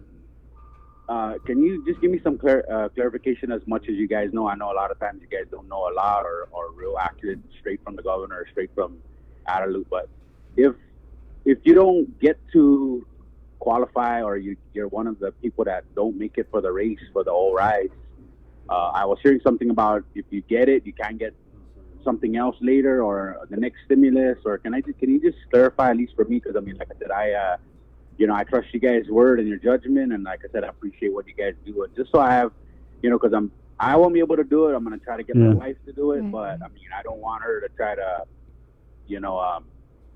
have to try to beat herself down to make sure she makes it or whatever. I just want, a little bit clarity of, if there's another stimulus or something coming out, where do I, where the lines of, if I don't act now, can I get something later that I, could help me or. Yeah. I got it, sir, right here. But if you're going to send the wife to go for the all race, you better make her wear football pads. Well, she's going to do it online, so oh, okay, that's a little bit better, safer way, but I mean, still, timing is everything, and, Here's what it says on the All Rise application, guys, on the actual All Rise app, because we were just talking about this yesterday, sir, back there with Nestor, and you're right, people weren't really clear. So there's a box, and this is on page 2 of the application. There's a box number 5. I elect to receive payments under this program in lieu of any payments that may be available under the RISE Act, Executive Order 2021-11, and bills number 7536 and 16436. Check yes or no. So basically, in order to get the all race, you have to check yes. And what you're giving up, sir, is you're giving up the ability, if they were somehow able to implement the original RISE Act, you wouldn't get it. And then these bills, Bree, these are the bills that dealt with like streamlining the RISE Act process. Right, Yeah. those are. But And so those are out the door. They're out the door, So, right? But yeah. basically, if there was any challenge to these laws and they stood them up and they were found to be legal, then by checking this box, you would be giving up the right to get that. I think one of the bills was like trying to raise it to $1,000, and then there was another one that was doing something else. But basically, it's like if you check this box, you're not going to get any of that. But I mean, my read on this is none of that is going to be implemented or. Right, because this is all being paid by the ARP money, which the governor has control over. Yeah. And there's been no indication that there would be another sort of stimulus, direct cash assistance Correct. program by Adelup. We don't really know. They don't what tell the anyone. Plan is for the remaining funds Right. that are left. Right. Do you think? Okay, because thank you. I appreciate for Yeah. the clarity, but I mean, for me, I'm hurting just as much as anybody else, but I want to consider myself not as a little bit more blessed. I mean, I have a full-time job now that I found because I was in the hotel industry, and so for about 7 months now, I've been working full-time. I'm able now to kind of breathe a little bit, knowing that I'm taking care of my family, and I have a son that's going. I chose online. I kind of felt bad, and then now knowing that the kids are what's going on, I don't feel so bad that my son didn't get to go and be with his friends or meet his classmates, and so. But I mean, like I said, every help that legally is supposed to be given to us. Like when I first heard about the RISE Act, that came from the president. So I mean, I don't think anybody else below him should. No, that was the stimulus, the EIP. The RISE came from the legislature. So the senators passed it here, and then the governor basically ignored it until August. Okay. It was passed in December. Yeah. For the clarification, I thought it was just everything you're hearing about the ARP money or the money coming from the federal. It's confusing. Anything that it is confusing, and then to know that the governor is deciding when and how to help the people. I just, like I said, I don't want to. I'm not into politics. Yeah. But I just wanted to, I thank you guys for clarifying that for me, and keep the good fight, man. I appreciate what you guys do. Sir, though, if you are eligible to apply, you should, do it for your kids, like you mentioned. Especially, I mean, it's admirable, but if you are hurting and if it had a negative impact from COVID, then you should apply. And sir, I mean, we all got full-time jobs, and we're all having a hard time. Everyone's having a hard time, man. You're not, Yeah, I understand, but like I said, I'm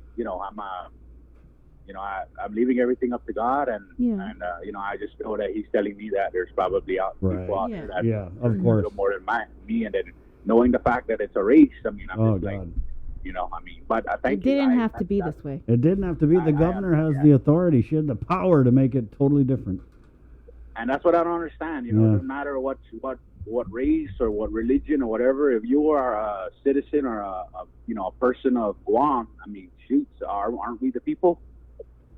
So we should all be treated equal, And like I said, it's a different story if she was taking the money out of her pocket, then please, you choose your family or your buddy or your party or whoever. But but like I said, I don't want to.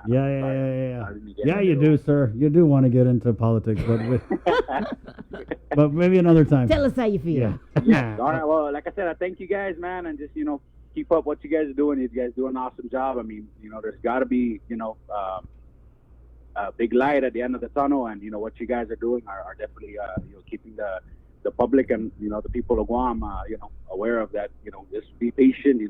Keep your faith. And you guys, KUM is gonna help us find the light. And hopefully it's sooner than later. Okay, sir. Thank Stay you. safe. God bless you. Stay safe. That's All that. right. Okay. Yep. Yeah. We got a bunch of comments on the RISE Act. So people are saying, how do I fill out, Section A? Do I check this box? How do I digitally sign it? That's a very good question, you guys. So I threw the FAQs from myguamtax.com. That's in our comment stream. So try and check out that document. It tells you how to apply, maybe some of the mistakes you can make, which will prevent you from having to start the entire process all over again. So check out that frequently asked questions Guys, document. you got to get it right the first time, because when we had Daphne on, and we'll ask her again at 8:30. She's coming on at 8:30, but when we had her on, she said that if there was an error in the application, it gets kicked out, and then they move on to the next. Go back in So line. this really is a race, you know. At 7:35, let's go to the KUAM News Zoom room, where we have standing by the mayor of Dedido, Mayor Melissa Savares. Thank you for joining us, Mayor. Good morning. Hi, good morning. Hi, Mayor. Hi, Sabrina. How you doing?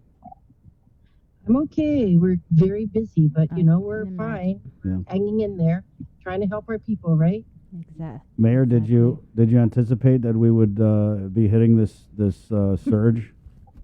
Were you ready for this?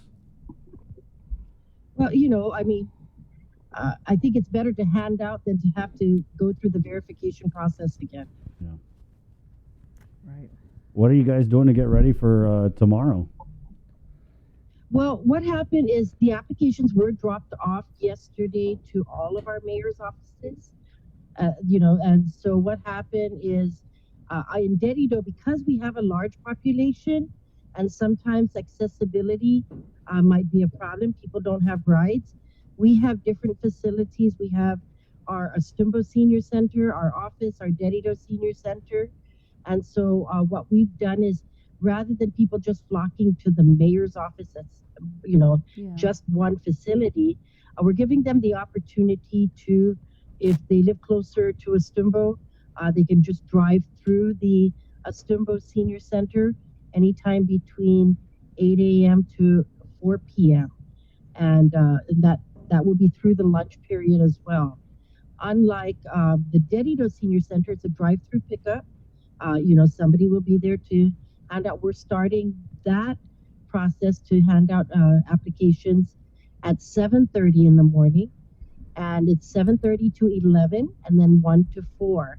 Now that's because we have senior citizen lunch that's distributed between 11 to 1, and so during that time they can also just walk into the mayor's office and ask for the application, and somebody will give it to them there as well. So there'll be 3 different options: either the mayor's office to walk in and just ask for an application, drive to the Dedido Senior Center, which is just next door, and get the application there, or if they live closer to Astumbo, and they can go there anytime between 8 to 4 at the Astumbo Senior Center. So we're giving them the option. That way there's not a big crowd just at one area. We got the release from Adelup about the All Rise applications. I want to say late yesterday. Have you already started distributing the applications? Like yesterday? We'll start that today. You start today. We didn't start that yesterday because the applications came late in the afternoon. Yeah. And so we don't want to just give it out right there, because it's give everybody the opportunity to pick it up at on the right time. Mm-hmm. So everybody will have that opportunity this morning. Are you anticipating a lot of people, number one, to pick it up because they don't have a computer to file it online? And will you guys be making computers accessible? Well, so we had that discussion with our staff yesterday, and the thing is about the computers. I will have a laptop at our Dedido Senior Center, and you would need residents who need the computer to use the computer to file will have to make an appointment. We don't want anybody lining up and waiting for. So what we've done is we have a schedule of 20-minute time frames for residents to make that appointment to come in and use that device to come in and apply online. However, we've heard from some residents yesterday that they were able to print the application through their home, and however they want to submit the hard copy rather than filing online. And so, like we said, the option is, you can do that and then go to Reventex. Of course, we know that, the lines at Reventex, it would be a drive-through drop-off, I believe, no more than 5 applicants per per vehicle. So we're giving out whatever if they need 5 applications, we'll give them 5 applications. Of course, the key is if they're filing single, they get 2 sheets. It's the application plus the additional form. Now, if they're filing joint, they get 3 because it's 2 of the additional forms that they need to fill out for husband and spouse forms. Okay. Mayor, are you anticipating any hot tempers or violence, or have you taken any measures in the event that something like that happens? Because it is, Hunger Games, first come, first serve. Well, we're just issuing the applications. Of course, the opportunity to make the appointment to go online and use our laptop at the senior center, one senior center, to that's gonna take time. Now we're encouraging more people to find devices, but of course the key to applying online is first they must create a user's name if they don't already have a My Guam Tax user's name and password. That's the first thing. Plus, you need to also have an email address, that your confirmation can be sent to your particular email. And then the third thing is if you choose to receive your payment electronically through your bank, make sure you have a bank account. We have routing numbers for the various banks available on island. And so, rather than them looking for their routing number, all of us were provided with routing numbers through the help of through Mayor Hoffman. Mm-hmm. He gave us a bank routing number just in case. But of course, a bank account must be in that person, in the applicant's name, not Joe Cruz, but it's Maria Farron that's going to receive the payment. It has to be in the applicant's name. Have you already started receiving, or people already started booking appointments? Not yet. We anticipate that for this morning. We did an appointment schedule, so my office staff actually has the schedule, and so everybody, my team at the office has agreed, that we have one sheet with the schedule on it, and if anybody wants to make an appointment, they need to look at what time available is, what times are available. I mean, you've been the mayor of Dededo for years. Are you anticipating that appointment to schedule to be booked up pretty quick? The majority of your constituents have access to technology? Some do because they have children or grandchildren. I mean, I got a phone call yesterday saying from an elderly that said it was her granddaughter that actually created the account because they do their vehicle registration for her on that account. And what she does is her granddaughter is the one that actually helps her. However, because her granddaughter works, and she's not home during tomorrow morning to help her with the process. But I told her, I said, you can ask your granddaughter if she can help you go online. But if you choose to just fill out a hard copy, and those are the inquiries that we get, what's better, to fill out the hard copy or go online? And, that's not for us to tell them. I don't, we don't know the process of, like you said, it's first come, first serve. But, if it's going to be like Cyber Monday tomorrow for Reventax. And so, if 100 applications come in all at one time, we just hope, the system is equipped to handle that. Are you opening up early tomorrow, 7 a.m.? Like I said, the pickup is at 7:30. Our appointments for the use of our laptop at the Dededo Senior Center will begin the schedule begins at 8:30, and then every 20 minutes thereafter until 5. What do you think, though, Mayor? Do you think that we're going to see online applications crash the system, maybe, or do you think that it's a possibility that all the online filers can take up all the slots before the paper application people get theirs in? You know, I don't know. I have faith in OTEC and Reventax that, you know, the glitches they've had worked out a couple of, you know, the glitches that they may have thought of over the last few weeks. And, you know, like I said, I have faith that the system will make things happen and allow the applications to come in. Of course, the key is once you submit your application, you will get a confirmation that your application has been received via your email. So that would be, you know, when we had our staff meeting, my staff said, you know, the application is really easy if you have all the information to fill out. But it's, you know, getting that confirmation number. And likewise, you know, our residents called yesterday and said, well, I already printed because it was online.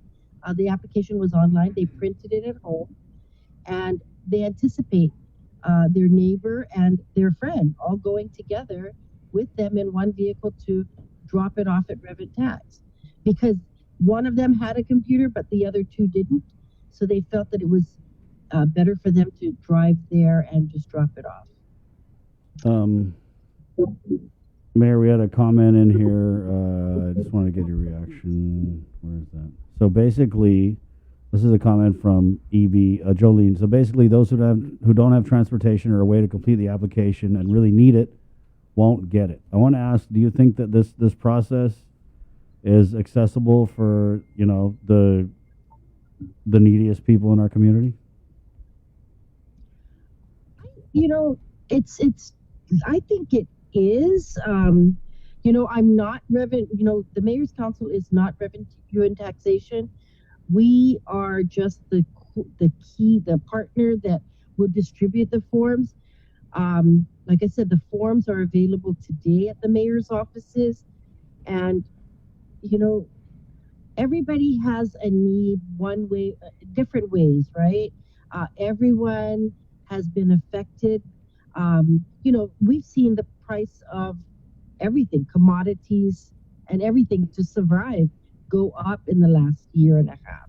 And that's because it takes, you know, costs more to bring things in. And so, you know, I feel that everybody has a need. Now, to justify your losses, you know, and then, you know, with PUA, those that are receiving PUA ends this at the end of the week. So, of course, if they haven't had any other options for either employment or financial assistance, then of course there is going to be a need. You said it. PUA is ending Friday. I think they're still doing the food distribution. You guys are helping with the grab and go with GDOE. We have 3 schools for Derrida, and of course, you know, if Wedding Gal has always needed assistance, we don't help with the issuance, but we do assist with traffic control. So with PUA ending, we've got the all race jumping off tomorrow. How's the Derrida doing? Like, what are you hearing from your constituents? Are they hurting? You know, we're all kind of worried what's going to happen when PUA stops. Yeah, well, you know, there have been other opportunities for people who have lost employment. We've seen other types of skill trainings offered, and some people have we've seen people take advantage of those opportunities. There were several boot camps that were offered over at GCC and UOG. Drades Academy also had a boot camp. So in our case, we actually saw some people who were working in the hospitality industry and the F&B industry, restaurants that have closed, and they've actually taken boot camps or found other opportunities during this past year to get skilled in other things. And so we've seen that happen. There were employment opportunities that people took advantage of.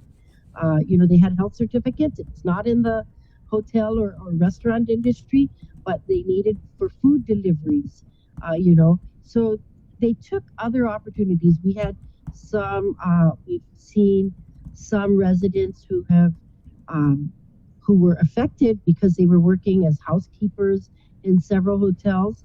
And what happened is they took advantage of, they're doing clerical work now. They did some clerical training. Some have done the health training, like certified nursing assistants. So they're in other industries. And so we've seen people actually make progress over the last year. With like our adult daycare and senior centers that have still to be opened, some families, because they've gone back to work, are looking for caregivers to come and watch their family members. So, and then even with babysitting, with the schools not being there, there's other opportunities where childcare was needed, and we've seen some people who were displaced turning to that type of industry. So doing a home care, a child, event at home. So we've seen people make shifts just to accommodate their finances. How are you feeling though, Mayor? What are the people of Dededo feeling? Do you feel like we're back to square one? Well, we've had so many opportunities for testing, vaccinations. When people get impatient, and we see it, we try to keep them calm and assure them that the wait may be long, but one thing that COVID did teach us is how to have patience. And I know because of the rush and the amount of money that's allowed for this program, people are rushing their way to make sure that they're one of the first to get a piece of the 30 million that's allotted. But of course, we want to make sure that they have the right documents in place. So, I kind of remind people, PUA, especially when they get really antsy and impatient, I kind of remind them that, one thing that PUA taught us, that the pandemic taught us, is how to be patient. And I understand why they're rushing, but we want to make sure that all their documents are in order as well. Mayor, I just had one more question regarding the appointments that you are going to start opening up for people to come and apply for All Rise. Can someone make the appointment and fill out like 20 applications? Well, that's what we talked about yesterday because, provided, they can make the appointment, but no more than 5 applications. And so, like online, I said, if they can do all 5 in that 20 minutes, one thing that we stress is whoever you're applying for must have the user's name and their password for My Guam Tax. They must have a valid email address, that they have. So, we actually had the discussion. So because my staff kind of went, when they went through the training with the application last week with Reverend Tax, one thing that we looked at is it probably will take, if you have all that information, less than 5 minutes to apply. But we're allotting a 20-minute slot because some people might not, might need their, it takes longer because they're not used to using the computer and applying for things online. So we allow them the 20 minutes. But if you have all your documents and say Mary Farron came in and is going to apply for her son who's a tax filer and her daughter that's a tax filer and her and her husband who are joint tax filers, well, if you can all do that in that 20-minute period that we're allowing you to be there, then you can do it. But, after 20 minutes, the next person's going to come in. Okay. Did you? Not really. Mayor, you guys get gearing up for the grab and goes back next week, right? Yeah, I did. Yes, next week, Tuesday. Okay, thanks. Thank you, Mayor. Okay, you're welcome. Good luck tomorrow. Be safe. Good luck. May the best man and woman win. You guys wear your running shoes tomorrow. Yeah. And please, if you plan on filing online and you haven't already, go to myguamtax.com and establish your account. It'll make it a lot easier. And we are having Daphne on at the bottom of the hour. 8:30 Right. in English. Okay, Yeah. not 8:30. I know. It's 7:57. Good morning. This is the Link Pacific Points, Calvo Enterprises, IT&E, and Jacka in the box. It is Tuesday, August 31st. All rise. That's the next thing. Guys, the phones, you want to call in 637-0094. That's our number. It's 7:57. We're going to take a quick break and come back with more of the show next. Good morning. The KUAM Podcast Network is back and on demand, featuring a great variety of podcasts from our island and region, including culture, lifestyle, awareness, crime, politics, commentary, comedy, and entertainment. Available on most streaming platforms. The KUAM Podcast Network. Subscribe and listen now.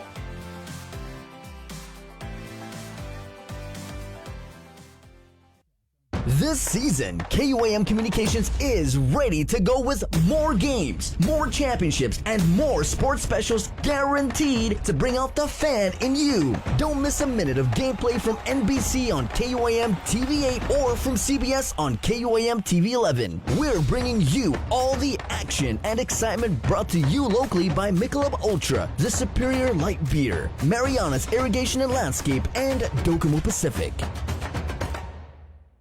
The relationship between Guam and Manila, Philippines is undeniable as we share similar cultural traditions, history, and heritage. With generations of Filipinos calling Guam home, KUAM presents a monthly look at the capital city featuring in-depth and engaging interviews on everything from medical tourism to new business and government leaders. Veteran newscaster Nestor Lecanto delivers Beyond Our Borders. This special program is brought to you by KFC and the Medical City, where patients are partners. GU Self-Storage, conveniently located near the Harmon McDonald's, offers fully covered loading and unloading area with individual pin-coded gate and door access. Call us today at 648-7867 for more information. We got your 6. At 6 a.m. with The Link on Breeze 93.9 FM. Bree and I connect you with all the latest news and information you need to know to start your day. Then check back with Guam's news leader at 6 p.m. for the day's top headlines with KUAM News Primetime. From 6 a.m. to 6 p.m. and everything else in between with KUAM Digital, we got your 6.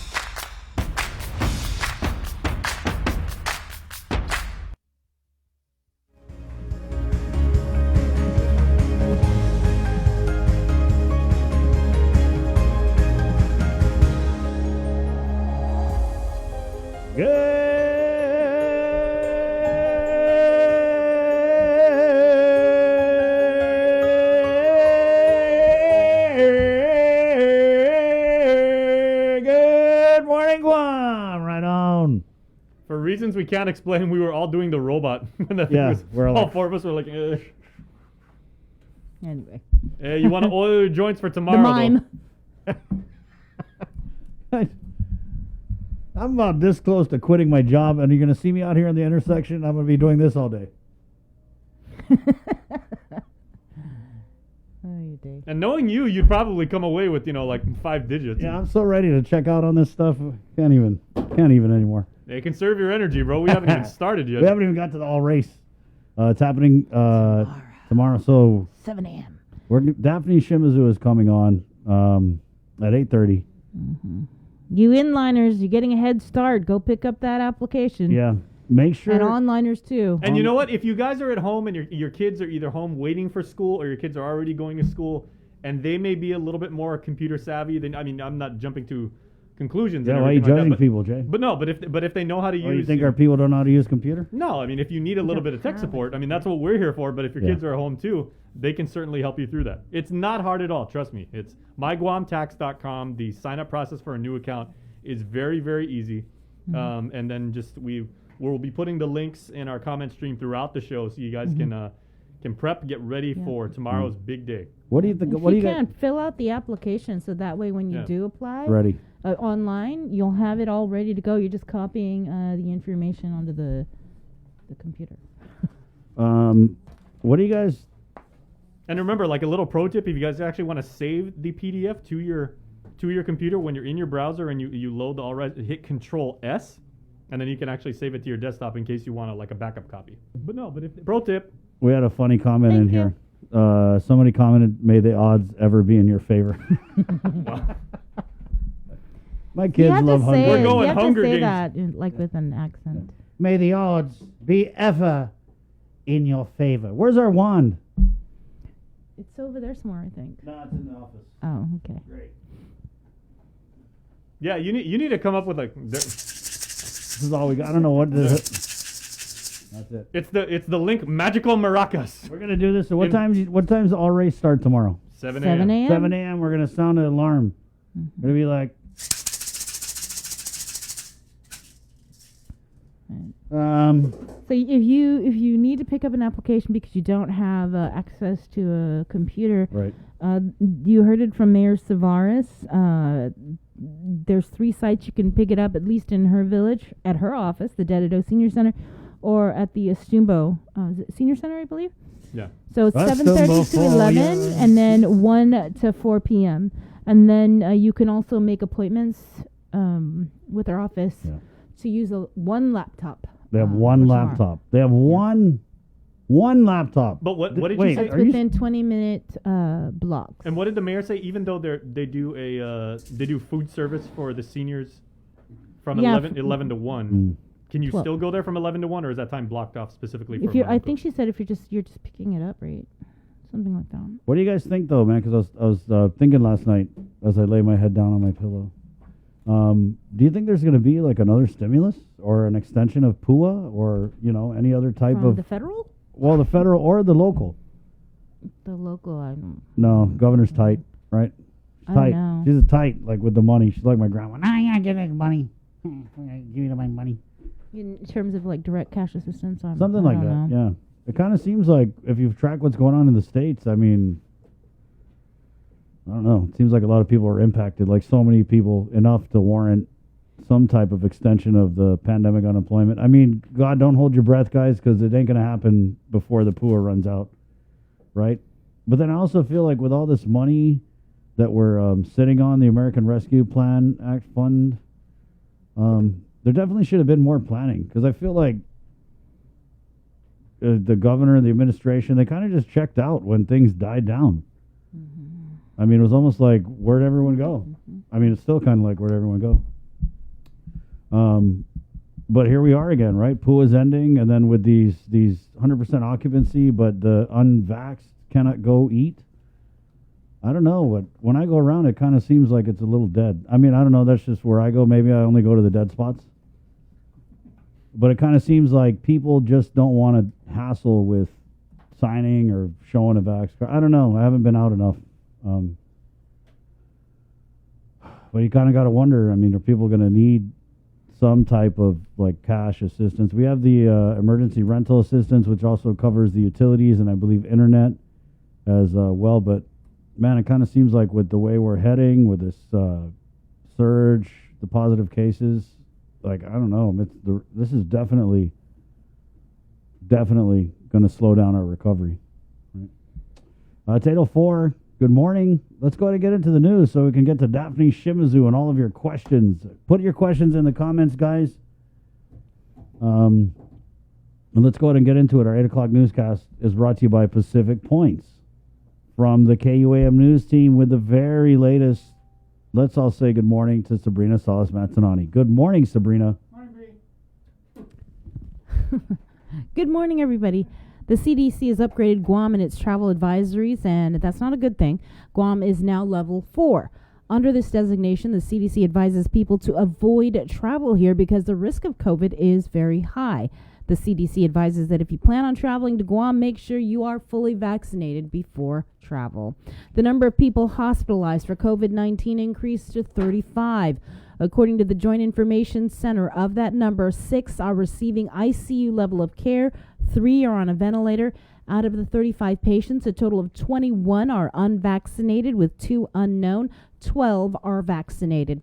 Last night, Public Health reported 114 new cases of COVID. To date, there have been a total of 10,353 officially reported cases of COVID-19, with 145 deaths. 1,358 cases are active. The CARS scores jumped to 39.3. The Archdiocese of Visalia also announcing that 1 student tested positive from FD. The number of Catholic school students who tested positive for COVID is now 31. The Guam Department of Education also confirmed 7 students and 4 employees tested positive. Students were from Atacao Elementary, Tizan High, Inarahan Middle School, George Washington High School, and 3 were from Juan M. Guerrero Elementary. Employees were from Tamuning Elementary, Agata Johnston Middle School, Southern High School, and F.B. Leon Guerrero Middle School. This brings the total number of GDOE students who tested positive for the virus since the beginning of the school year to 116. For those of you wanting to get tested, the drive-through clinic is still being held at the Old Tizan Carnival Grounds. They're offering rapid antigen tests. The clinic is from 8 a.m. to 12 noon. Bring a photo ID. As for vaccinations, the JIC reports that 80% of the island's eligible population have been fully vaccinated. Clinics are being held at the Micronesia Mall, 11 a.m. to 6 p.m., and at Public Health Southern Region Community Health Center in Inarahan from 9 a.m. to 12 noon. With more news now, here is Isaiah Uggan. This news update is brought to you by Pacific Points. Do more, get more. Hafa good morning, everyone. Guahusi Isaiah Uggan with your headlines here on the link. The governor's latest executive order went into effect at 8 a.m. Monday. Limits on social gatherings for the vaccinated only and the suspension of in-person learning for both public and private schools. Here's more on how Guam educators are working to make the switch to online learning. Private and public schools are still working to transition from face-to-face learning back to online after the governor recently announced about suspending in-person instruction. Governor Leon Guerrero announced Friday that face-to-face school instruction for pre-kindergarten through the 12th grade would be suspended, which came into effect earlier today. The decision was made after consultation with Guam Department of Education Superintendent John Fernandez. We spoke with private school officials about their transitioning plan. With a late notice of the in-person school suspension, Harvest Christian Academy School Administrator Pastor Jeremy Zajic said that they are scheduled to begin online classes this Wednesday. Well, a couple of things. So our teachers are getting better and better at delivering online learning. It's not optimal. We know that. We did standardized testing even in an online format. Kids their learning trajectories are being affected, so we got to keep that in mind.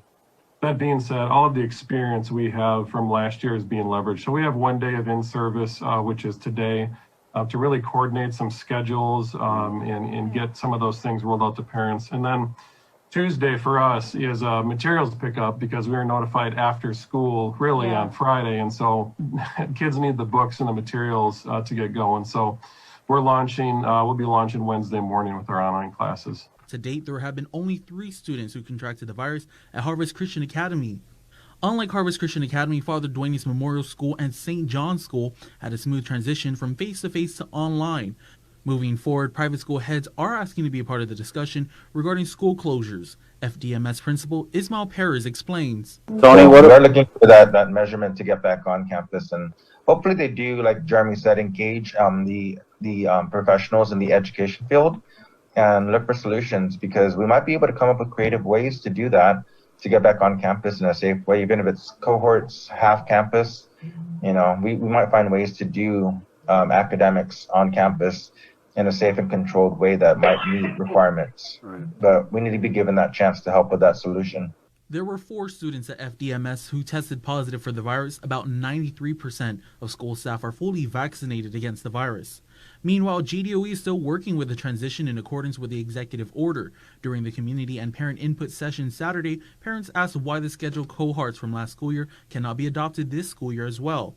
GDOE Superintendent John Fernandez. In the event that we need to make a change, cohorts would be, and we had been working with the schools to prepare them for that eventuality. The governor has informed me that because of what they're seeing on the healthcare side, because of the increases and again, I think the term "this is going to get better before it gets worse," she likened it to an infection that needed to be treated, and that we needed to address it urgently and at once to really stem that and stop that infection, and that suspending in-person learning, in her judgment, would be more effective than taking half measures, which is what we were requesting in terms of the cohorts. According to GDOE Interim Public Information Officer Michelle Franquez, discussion on how they plan to accommodate special needs students is still ongoing. The Guam Department of Education has announced that school meal distributions will begin next Tuesday. GDOE's Grab and Go distribution is scheduled to begin on September 7th, which will run from 11 a.m. to 1 p.m. Monday through Friday. According to GDOE Interim Public Information Officer Michelle Franquez, the process is the same as last school year. Again, it's going to be on like how we done before, which is the first come, first served basis. Each bag will have one breakfast meal, one lunch meal, and we're limiting it to 5 bags per vehicle.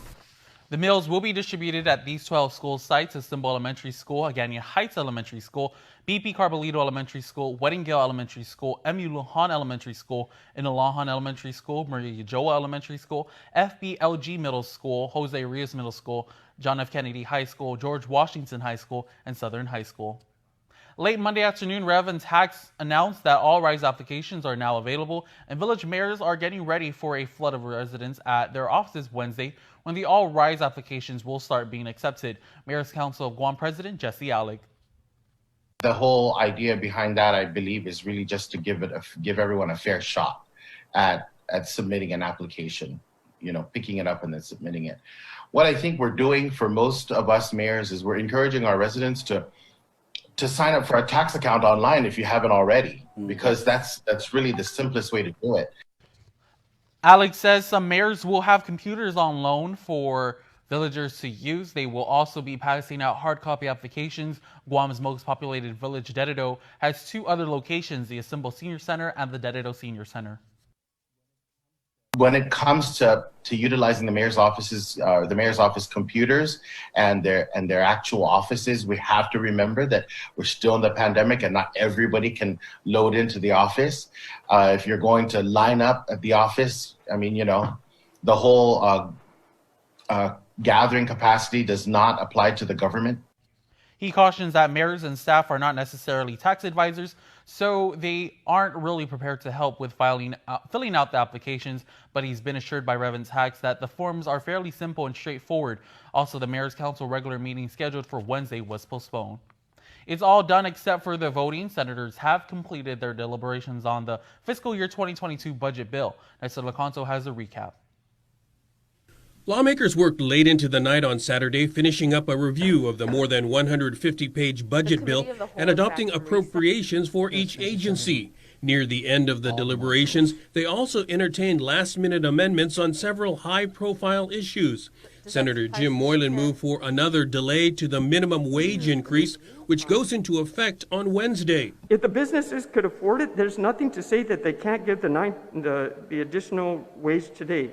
The $9.25 or even $10 if they can afford it, if they really want to help their employee. But for those that cannot, then let's not force them.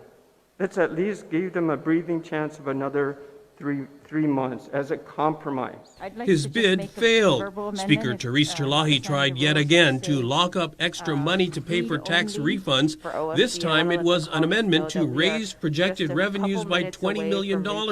She said the latest consolidated revenue report is tracking a $23 million surplus by the end of this fiscal year. Instead of allowing it to go where we don't know where it will be used.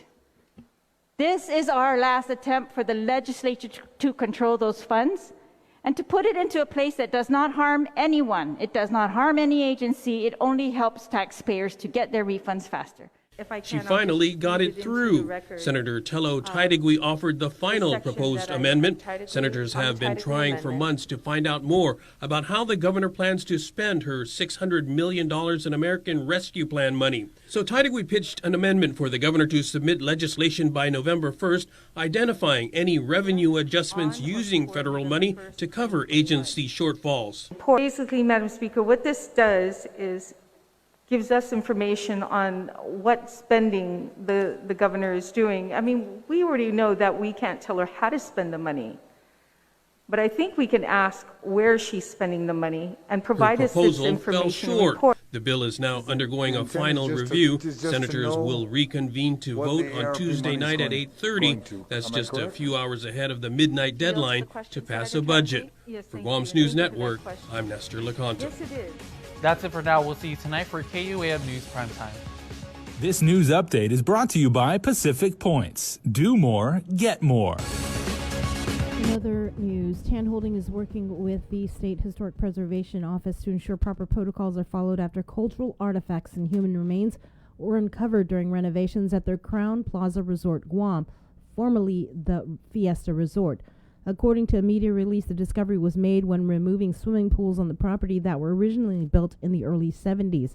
Crown Plaza Resort Guam is fully cooperating with the SHPO to follow protocols and guidelines for the proper and respectful handling of the cultural resources that were found. Those processes include monitoring, data recovery, and preservation in place if conceivably possible. A memorial respecting the remains uncovered in previous work on the property grounds was built in 2010 and is maintained on site. The time for civilian evacuations out of Afghanistan has come to a close as the U.S. military is making sure it gets soldiers and equipment out of the country before President Biden's August 31st deadline. Natalie Brand reports. Smoke rose near the airport in Kabul following an early morning rocket attack. Nearby, a car on fire showed where the launch originated. 5 shells were fired, some missed their mark or were destroyed by a missile defense system. This is the most dangerous time in an already extraordinarily dangerous mission. Sunday, U.S. forces carried out a drone strike after 2 men were seen loading explosives into the trunk of a car. This strike prevented a high-profile attack against both, coalition U.S. forces and other Afghan civilians. In the final hours of the withdrawal, evacuation flights continue, but most of the seats on the planes leaving the airport are filled with U.S. soldiers. Making sure that right up until the end that we can get people out safely, including evacuees. The Biden administration says it will hold the Taliban to its word that any Americans or Afghan allies still in the country after the deadline will be allowed safe passage out. The State Department is in touch, we know, with additional American citizens. Again, given the tense security environment that we're dealing with, I think it'd be better to just not talk about it much more than that. President Biden watched solemnly while the bodies of 13 U.S. service members killed in a suicide attack on the airport last week returned home. The fallen ranged in age from 20 to 31. Natalie Brand, CBS News, the White House. We continue now to highlight some of the island's businesses who are Guam Safe certified by the Guam Visitors Bureau and have the World Travel and Tourism Council's Safe Travel stamp. Today we feature Longhorn Steakhouse in Tamuning.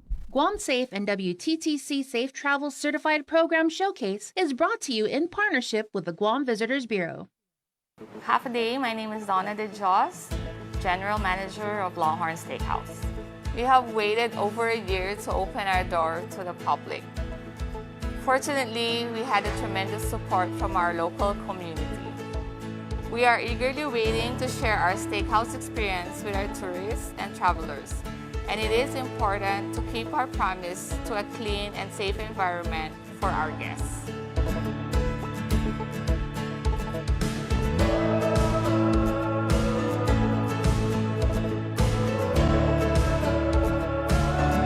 We are ready and will continue to work hard to maintain a clean restaurant to all our guests. It is important to show the support of this program to ensure our island community is prepared to welcome our tourists back.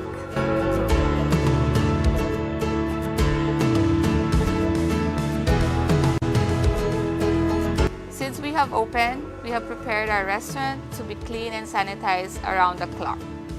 We ensure the safety of our staff by wearing masks to protect the quality of our food and our guests. Maintaining sanitary practices and ensuring we are doing our part to stay vaccinated are the steps we take to ensure the safety throughout. Guam Safe and WTTC Safe Travel Certified Program Showcase is brought to you in partnership with the Guam Visitors Bureau. With your news in Chamorro, here's Ken Conception. Buenos updates to get some to gifinut sa morgan ni KUAM News. Presenta ni Familian Mizo gi First Hawaiian Bank. Manafanilis to siya ay mayor para jigot pinakatidan tao-tao numanan ng gagyagan Merkulis at sa gibatutu ni aplikasyon para O-Rise Act. Ipresente ni Mayor's Council si Jesse Alec, asangan nagwahas siya ofisinan mahod, manggay sa kumpiro pero manasabi ni tao-tao siya. Pero managwahalo kay aplikasyon papit, do para fan manayuhuzum. Mas may kitaw-taw niya na sengsong gizagwahan dededo sa dos na lugar na siya manuli ang aplikasyon. Yes, tumbo Senior Center dyan yung dededo Senior Center. Kasangan siya loki na hasua na imayot siya dyan yung staff sa tiparofan manay bisu po taxes. Pasti maprepara siya para maazuda familiar di aplikasyon. No masuguraw siya ni Departamento ng Revenue and Tax na tisend ma po manakabali sa zusihan na form. Mentosan na makansela meeting niya yung Mayor's Council di Metquelis. Mas artikulo, Departamento ng Salud Publiko sa ma-release schedule nunayan na manahalo mi apa si pandemic EBT na programa. Ifinid na sa dia 11 September para GDOE sa ni Dodeo na estudanti siya. Putodo para Dodeo sa 334 pesos 65 centimos. GDOE na eskolante sa 422 pesos 41 centimos. Segundo na inapa sa dia 18 September, azi PEBT na programa sa pareho na G-SNAP. Maatan namin na lingon ng kano para estudanti siya mentas mausang eskwela ni Departamento ng Edukasyon sa Pudipinesti. Yuto mo na sunto para pago na Martes. Manamanyo ni Guam National Guard di plano niyan ni para mababa klinik binakuna giyaji hagas Forever 21 na tenda gizag tamuning. Guam National Guard Public Affairs Officer si Mark Scott elingyan na tazad necesidad pero sinipoti mababa niya adyo na lugar. Losangan na siya man nesesita no mababa 8 na lugar binakuna jazangin matumagi GCI booster shots gidya 20 September. Para Guam News Network, Guam si Ken Conception. Yasuto gifinut sa moro sa presenta sa ninafatto ni Familian Mizo gi First Hawaiian Bank. Say hello to the First Hawaiian Bank mobile app. Got a question about your finances? You've come to the right place. Bring all your accounts together, even those that aren't with us, and see the big picture, right down to the smallest detail. Unlock powerful tools like Insights and Money Map that help you save time and take control of your finances. When you connect accounts with the First Hawaiian Bank mobile app, it all starts with yes. Do you feel like you're missing out on something? Make life more rewarding with Pacific Points. Earn and redeem points for bill rebates and free load at IT&E, discounts on fuel at Shell, vouchers at Foodies, and United Mileage Plus miles. You can even pay with Pacific Points at IT&E, Shell, and Foodies. Pacific Points. Do more, get more. Get the job done the right way by getting the right stuff at East West Rental Center. With years of experience helping builders, we definitely got what you need. Call 646-1463 or visit us in Upper Tumon. Open Monday to Saturday from 7 a.m. to 5 p.m. and on Sundays from 8 a.m. to 5 p.m. The relationship between Guam and Manila, Philippines is undeniable as we share similar cultural traditions, history, and heritage. With generations of Filipinos calling Guam home, KUAM presents a monthly look at the capital city featuring in-depth and engaging interviews on everything from medical tourism to new business and government leaders. Veteran newscaster Nestor Lecanto delivers Beyond Our Borders. This special program is brought to you by KFC and the Medical City, where patients are partners. GU Self-Storage, conveniently located near the Harmon McDonald's, offers fully covered loading and unloading area with individual pin-coded gate and door access. Call us today at 648-7867 for more information. This season, KUAM Communications is ready to go with more games, more championships, and more sports specials guaranteed to bring out the fan in you. Don't miss a minute of gameplay from NBC on KUAM TV8 or from CBS on KUAM TV11. We're bringing you all the action and excitement brought to you locally by Michelob Ultra, the superior light beer, Mariana's Irrigation and Landscape, and Docomo Pacific. Catch SportsLink on the KUAM News Morning Show, The Link, every Friday to hear about the latest in sports news, game schedules, athlete profiles, and more. SportsLink, brought to you each week by Cure Alkaline Water and Mariana's Irrigation and Landscape, airs every Friday across the multimedia platforms of KUAM. Tune into the broadcast on Breeze 93.9 FM on KUAM TV 11, live streaming through the KUAM News Facebook page, or view highlights on YouTube, KUAM News Facebook, and Instagram. SportsLink is hosted by Dave Delgado through KUAM Sports, and he will make sure that everyone knows what is happening on the fields, in the gyms, and everywhere in between. KUAM's multi-platform morning show, The Link, just got a little more delicious with Feed Me Fridays. Chris, Sabrina, Jason, and the rest of the morning crew will take some time off each Friday to talk, taste, and tempt you with all the latest and greatest food and drinks on Guam. Old faves, new hits, and everything else we can put in our bellies. It's Feed Me Fridays on The Link, brought to you by King's Restaurants, Ruby Tuesday Guam, and Devondale. The Culture Club returns to KUAM Digital and KUAM News Weekend Edition, highlighting Guam's young artists, activists, and crafters as they work to protect, preserve, and promote our Chamorro culture. Watch this weekly feature on the digital platforms of KUAM News Weekend Edition, brought to you by Hanum.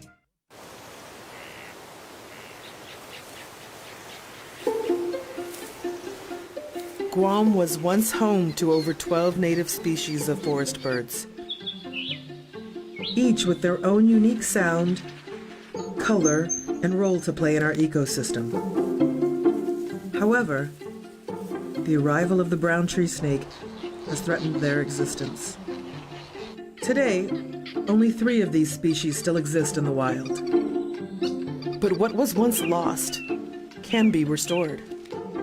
Join the Department of Agriculture's efforts to restore our ecosystem. It is only through partnerships with various organizations and the community that we can give our native birds a future.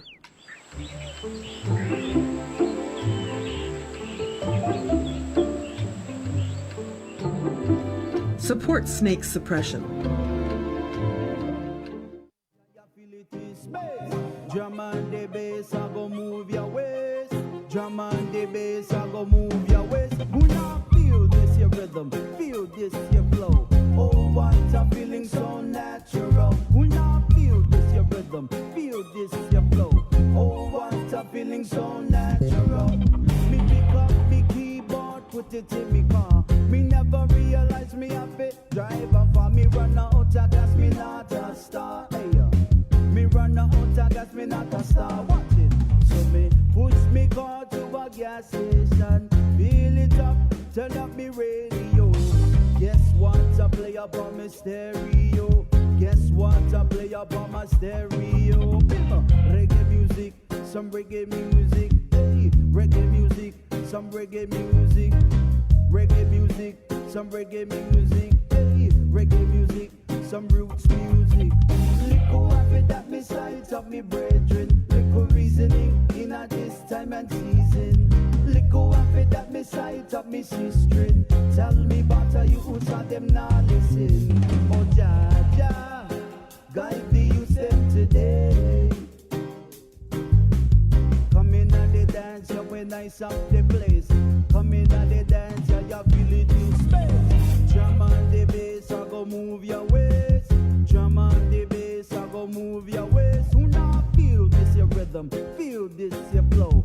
Oh, what a feeling so natural. Who now feel this your rhythm? Feel this your flow.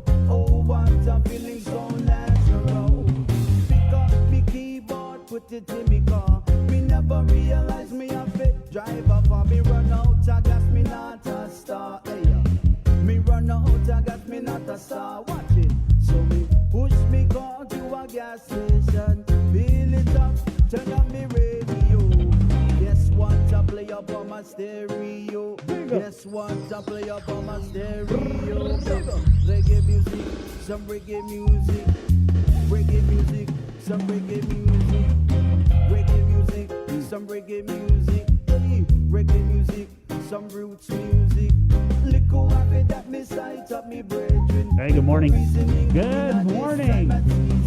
Morning. Good. Right on. Tell me about the youths of them now listen. Morning, Sabrina. Oh, Jaja. How's your banana? Good. You know what I did yesterday that you guys didn't do? You know what I did yesterday that you guys did not do? What? I picked a ripe banana off the tree and ate it. Nice. Yep. Pretty cool, huh? You know. What kind of banana? It was the, I think it's the ice cooking cream. No, yeah. It's called ice cream banana. You tried that one, sir? They have it in PI. It melts in your mouth. It's very good. I cannot wait until, again, something to look forward to, which is why we all have to do what we have to do. We know what we have to do. Because when we get What back, do we have to do, Jay? What do we have to do? wear your mask, maintain your social distance, get the shot, Wash your hands. Wash your hands. Wash your fat. respect each other. You know, Everybody Sean be cool. Gumatata was on this morning, and he said, just stay home. Yeah. Like, I feel like that's what is really going to work, because, 114 cases yesterday, and a CAR score of 39.3. I think of the Inaran Banana Festival. It's not in Iran. No, It's Talafofo. Talafofo is Yes, a banana that- festival. that's right. Yeah. But I was in Iran when I ate a banana yesterday. That's all. Sorry, I just thought that was cool. It sounds so cool, right? But there's like, okay, everybody can do that on Guam. Well, yeah, I picked a star apple off the tree and ate it. It's 8:32. Let's go ahead and get into it here. There's plenty of time to talk about the COVID. But first, you guys ready? Are you ready? I got it, man. Daff, you guys got to do like some kind of like countdown tomorrow. Right? Good morning. Daphne Shimazu, by the way, Reverend Tax Director. It's 8:32. Hi, Daff. Good morning. Half a day. How are you, Chris? How are you, Bree? I'm okay. Yeah, we're don't ask how we're doing. How much time you got? You got like an hour? Well, hopefully you're doing okay. You look really great, so I think that's number one, right? Yeah, When well- you fix your hair and you feel like you're looking good, you always feel much better. At It's least just a from a show, woman's though. perspective. It's just a show. We have to. Cause anyway, let's move on. Not about us. Daff, so what up tomorrow? Are you gonna have like an alarm or like a siren or like a starting pistol or? Well, actually, so just so you know, and of course we did provide yesterday all of our distribution sites. I think with the exception of a few of the libraries, which were not open yet because they are off, on Mondays. We provided all of our distribution sites with the forms, instructions, FAQ, guidelines. So all of our distribution sites have those forms, the hard copy forms. We also started in the afternoon, at the same time that we distributed those to the distribution sites. We did also put onto our website the instructions, also the form in the Form 8821, so people could access them both online and then, of course, as they're getting out to the mayor's offices and other sites as well. And we also started distributing in the afternoon, just, of course, we did kind of a soft kind of launch of that. But this morning at 8 o'clock, our team did begin to issue, we do have a couple of tables outside our building where people are able to get forms if they like. But what we're really recommending is that people utilize the forms, not necessarily to fill them out and submit them, but they utilize the forms as a guide for what they're going to be able to do if they go ahead and get online. We are prepared, though, for the drive-through drop-off service. We have been in communication with GPD. We're going to have GPD on site tomorrow and hopefully, on for the duration of, the period that we're able to be accepting more applications for this program. And so they will be assisting us on Route 16. Also, they'll be assisting us with crowd control, as well as that stoplight right here that's, of course, close to Our Lady of Peace, and that comes helps bring people up into Foremost and Catholic Social Services, and of course the back entrance of our building. So, we are going to have crowd control here.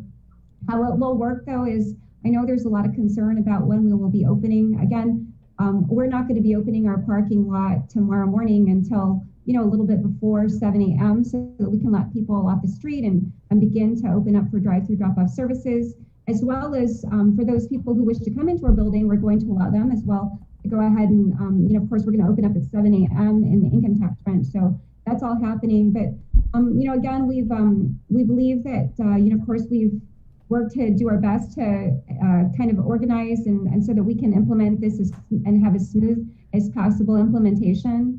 And again, we're grateful to all of our partners, the Mayor's Council, DISID, our Guam Public Libraries, also, GPD, and as well as some of the other agencies that have even, detailed some of their staff to come over here and to be able to assist us with this.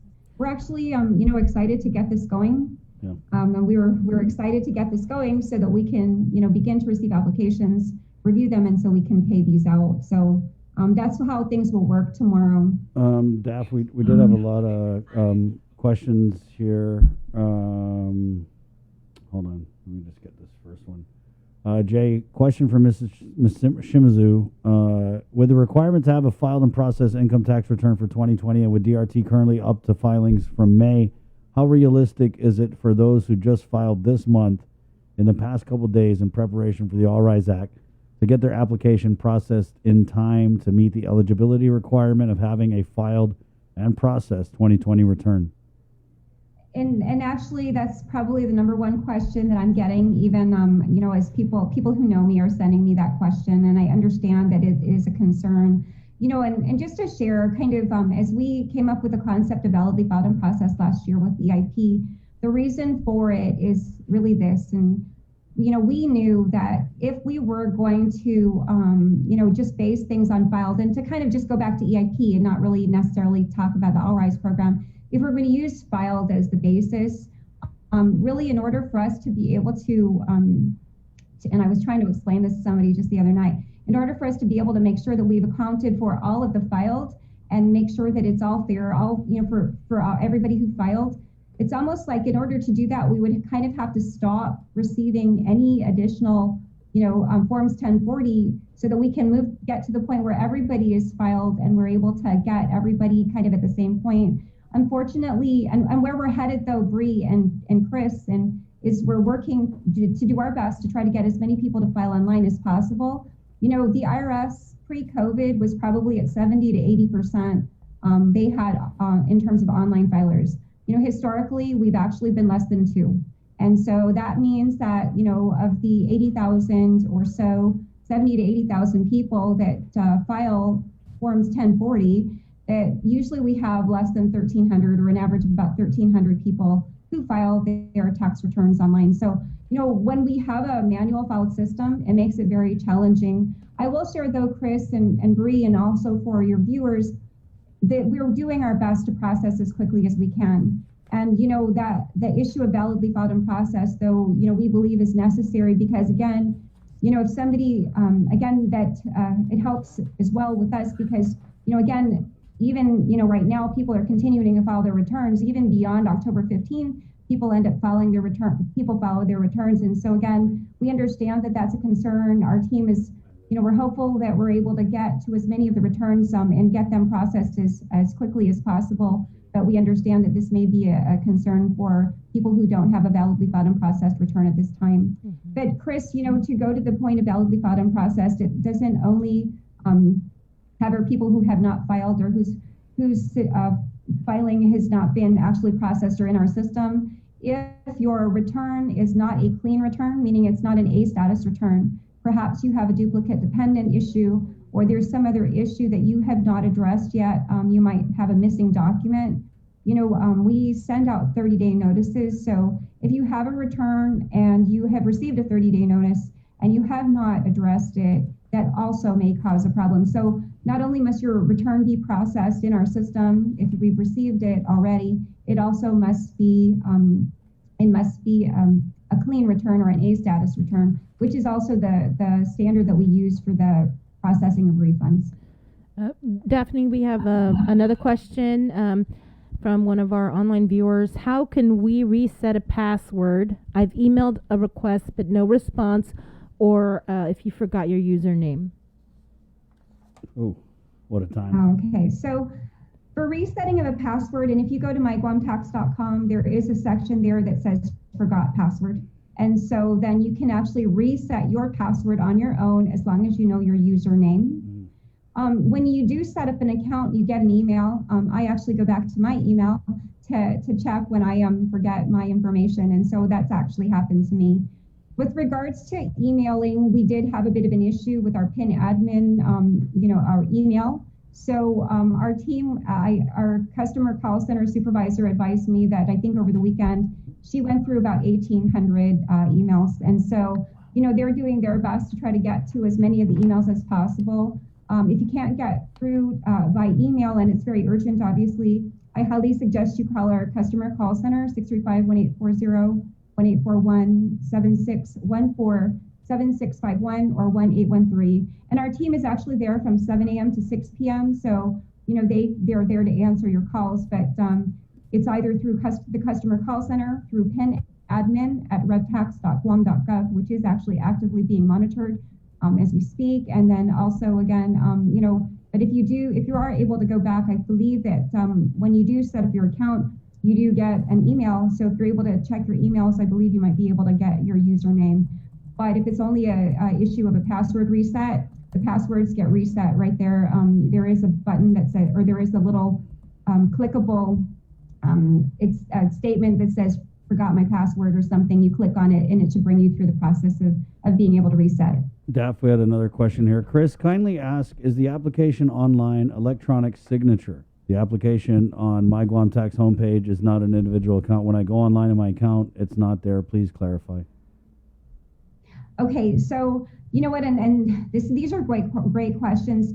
We did put onto our website yesterday, and you find it at myguamtax.com, a PDF version of the application and a PDF version of the 8821. They're both fillable. Of course, if you utilize those forms, you're going to have to, enter all of your information or print it out, enter your information manually with ink, and then go ahead and sign those and file them manually. But when you file online, it's a whole different process. Filing online is not utilizing the PDF form that we have available. Filing online involves getting onto myguamtax.com, registering to create an individual login account right there on myguamtax.com, which you could see. If you log in now, you could probably see it on the left side, kind of toward the mid part of the screen.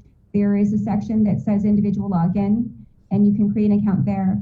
When you file online, and again, we highly recommend people do, when you file online, of course, what will happen is going to be similar to when you file your Forms 1040 online, or for people who file their GRT online, which is required by law now, it's similar to that. You're going to get online, you're going to see the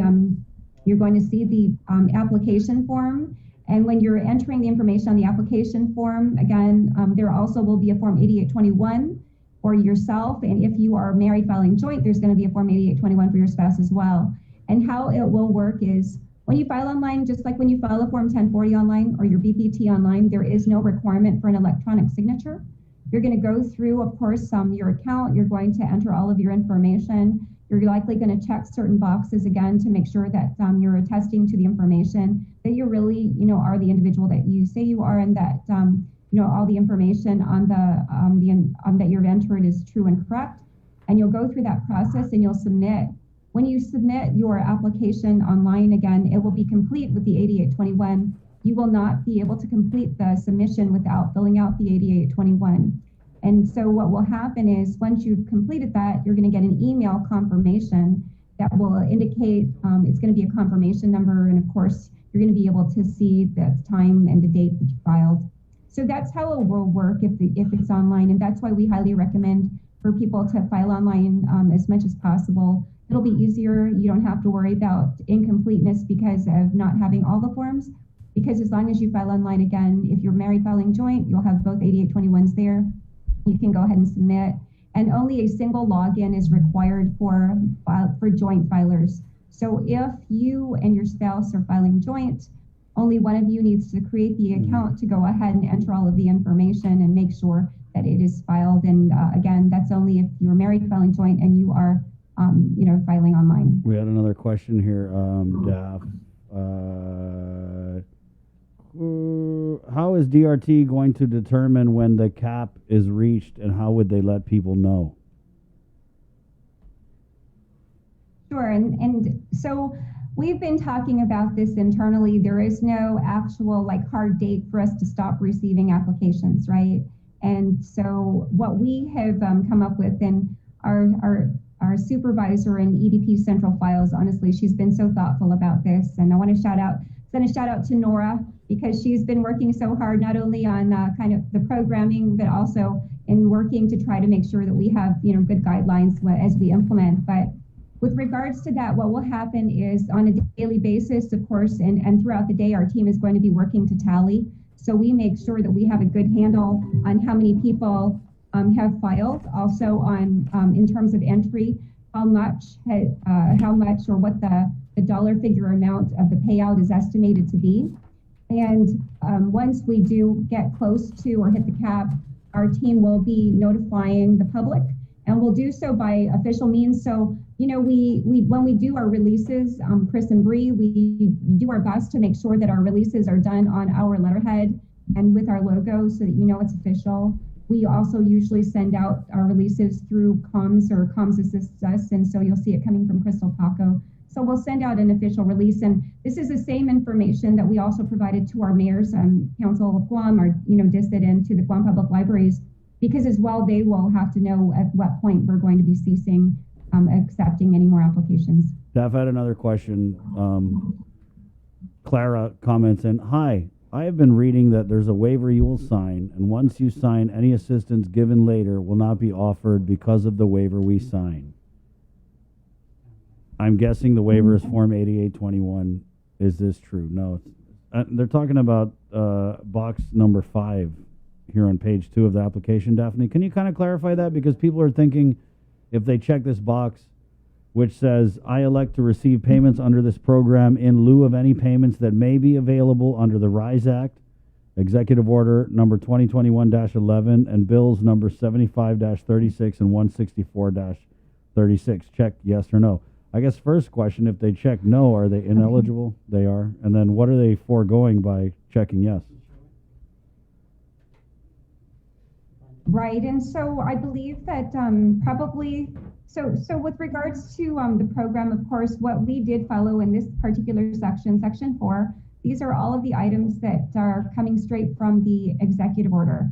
Of course, that you certify that your household experienced negative economic impact from COVID-19, that you have or were a resident of Guam in 2020, that you are completing and you're attaching a Form 8821. And the last item is that you elect to receive payments under this program in lieu of any payment that may be available under the RISE Act, Executive Order 2021-11, and there are 2 bills that are referenced here. With regards to number 5, as you know, I believe that the recitals and the executive order, set forth kind of or lay the foundation for, the reason why the Executive Order 2021-18 was issued. One of them, of course, 2021-18 rescinded 2021-11. And so the other issue that we ran into with the RISE Act itself, I believe, is in terms of funding. The source of funds, I think, caused issue with the RISE Act itself. So, and I believe that with the bills, we still don't know what is happening with the bills. But to answer your question, Chris, all questions must be answered yes in order to be eligible, with the exception, of course, of number 4, which you only answer if you are married filing joint. If you're not married filing joint, you do not answer number 4. But again, all questions must be answered yes, otherwise you're not considered eligible.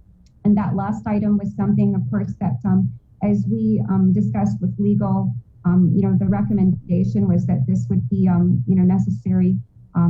necessary language so that people understood that this payment actually is really meant to be, I guess, what we thought or what we saw with the All Rise program previously by 2021-11. Okay, so you're not giving up a stimulus. You're not spreading that rumor. All you're giving up is if they were to somehow resurrect the rise in the legislature or whatever, then you just wouldn't be eligible, right? And I suppose, again, that is indicated in the recitals, but that's basically what this language would mean. And also, just to share, I know something that was brought up by Deputy Director Lizama when we did a bit of a training yesterday was there was concern people don't want to file or apply because, one, I think that there's a thought that this is going to be garnished. There is going to be no garnishment for this. So, it's important that, people know that if you apply and you're eligible, you will get this and it will not be garnished. The other item that was brought up in a discussion the other day was people don't want to apply because they're concerned that this will make them ineligible for any other federal stimulus that is at this point being contemplated, by President Biden. And that also is not true. And so, for those individuals that may have that question about, or concern that this is going to be garnished, it is not garnished. It also is not going to preclude you from being eligible for any federal stimulus payments. And so, again, that's really, really important for people to take note of. What kind of mechanisms do you guys have in place to prevent, I guess, fraud? And what are the penalties for someone who may fraudulently file a application? Right, and so those are good questions. Here at Reventax, we do have a criminal investigation branch, right? If there are issues or concerns about fraud or, other criminal activity, of course, we do have a process, and, that process can eventually lead a taxpayer to be, summoned by our criminal investigation branch for questioning. It's very important, and I'm glad you bring this up, Bree, because, the form itself, if you look at the signature line, it's similar and it follows just like the Form 1040. When you sign and fill out this form, it's very important to understand kind of the weight and the gravity of what you're doing, right? This is actually an official government document. And when you're signing under penalties of perjury, just like with regards to when you file a Form 1040, you're basically attesting to the fact that the information is accurate and correct, and that, to the best of your belief. And so, we do, at Reventax as well, because one of the questions that people had is, how can you rely on this? But in terms of reliance and in terms of the way we do tax administration, everything is basically done by voluntary compliance, right? We do not force people to file a Form 1040 or to file their BPT returns. Those are things that people do. They do them. They make sure that they, they fill those information out. And there are times when things do go to audit and we do go ahead and review their information and maybe determine, something different from what perhaps somebody may have filed. So with regards to this, again, what we have been advising people, because I think in particular, the question with regards to negative economic impact has been one question that has been, brought up, and how can you determine that? And if I haven't actually undergone or experienced negative economic impact, what will be the, the consequence? And so, what we've been advising people is at this point, we're not requesting for any supporting documents for these information. What we're, of course, the hope is that people actually do some level of self-reflection, to determine whether or not they're eligible and whether or not they really have experienced some type of negative economic impact. But if we were to ever perhaps be audited by a federal agency, or had to go back and to review the documents and contact people to make sure that we can confirm this information, again, that's not outside of the realm of possibilities. And so what we're letting people know, and what we've advised people in the trainings that we've done is, it's important, again, to make sure that however it is that you answer here, that it is truthful. And again, because it is something very serious, and you're signing under penalties of perjury. And so again, that is quite serious. And I think, again, this is an official government document. We as tax administrators, can rely on that because people are signing under penalties of perjury. And we want to make sure, again, that people understand that. So how do you, I'm just a little confused. How do you go back and check to ensure that whoever filed this application actually experienced a negative economic impact due to COVID? I mean, what can you give, an example? Because this is really, Sure. Or DAF, is it really just like you're not going to check it? And in our FAQ, and I apologize because I apologize because you might hear some dogs barking in the background, so just excuse if you hear some dogs barking in the background. I've been taking calls from home all morning long. But so with regards to negative economic impact, I believe that in our FAQ, we do provide some guidance. And that was guidance that was actually, as I understand it, coming from the interim final rules or guidelines from the Treasury. So there is loss of revenue, loss of income. There is food insecurity, also housing insecurity, and so loss of employment, loss of hours. Those are all examples of experiencing negative economic impact. One example that I have given, though, and of course we internally have been discussing this a lot, and so one of the questions had come up was in a discussion was, with regards to retirees or active employees of the government, is it really possible that someone could have received or had negative economic impact? And just to share with you, one actually real life example is that there is a couple who they're both government retirees. I'm not sure if it's government of Guam or federal, but they're both government retirees. However, their monthly payments that they receive for the retirement isn't sufficient for them to cover their bills basically. And so what they do, or what they've had to do over the last several years since their retirement, is that they've had to take on additional work to clean one of our parish churches. And that additional work that they've taken on, actually that supplemental income is something that allows for them to be able to pay their bills and make ends meet.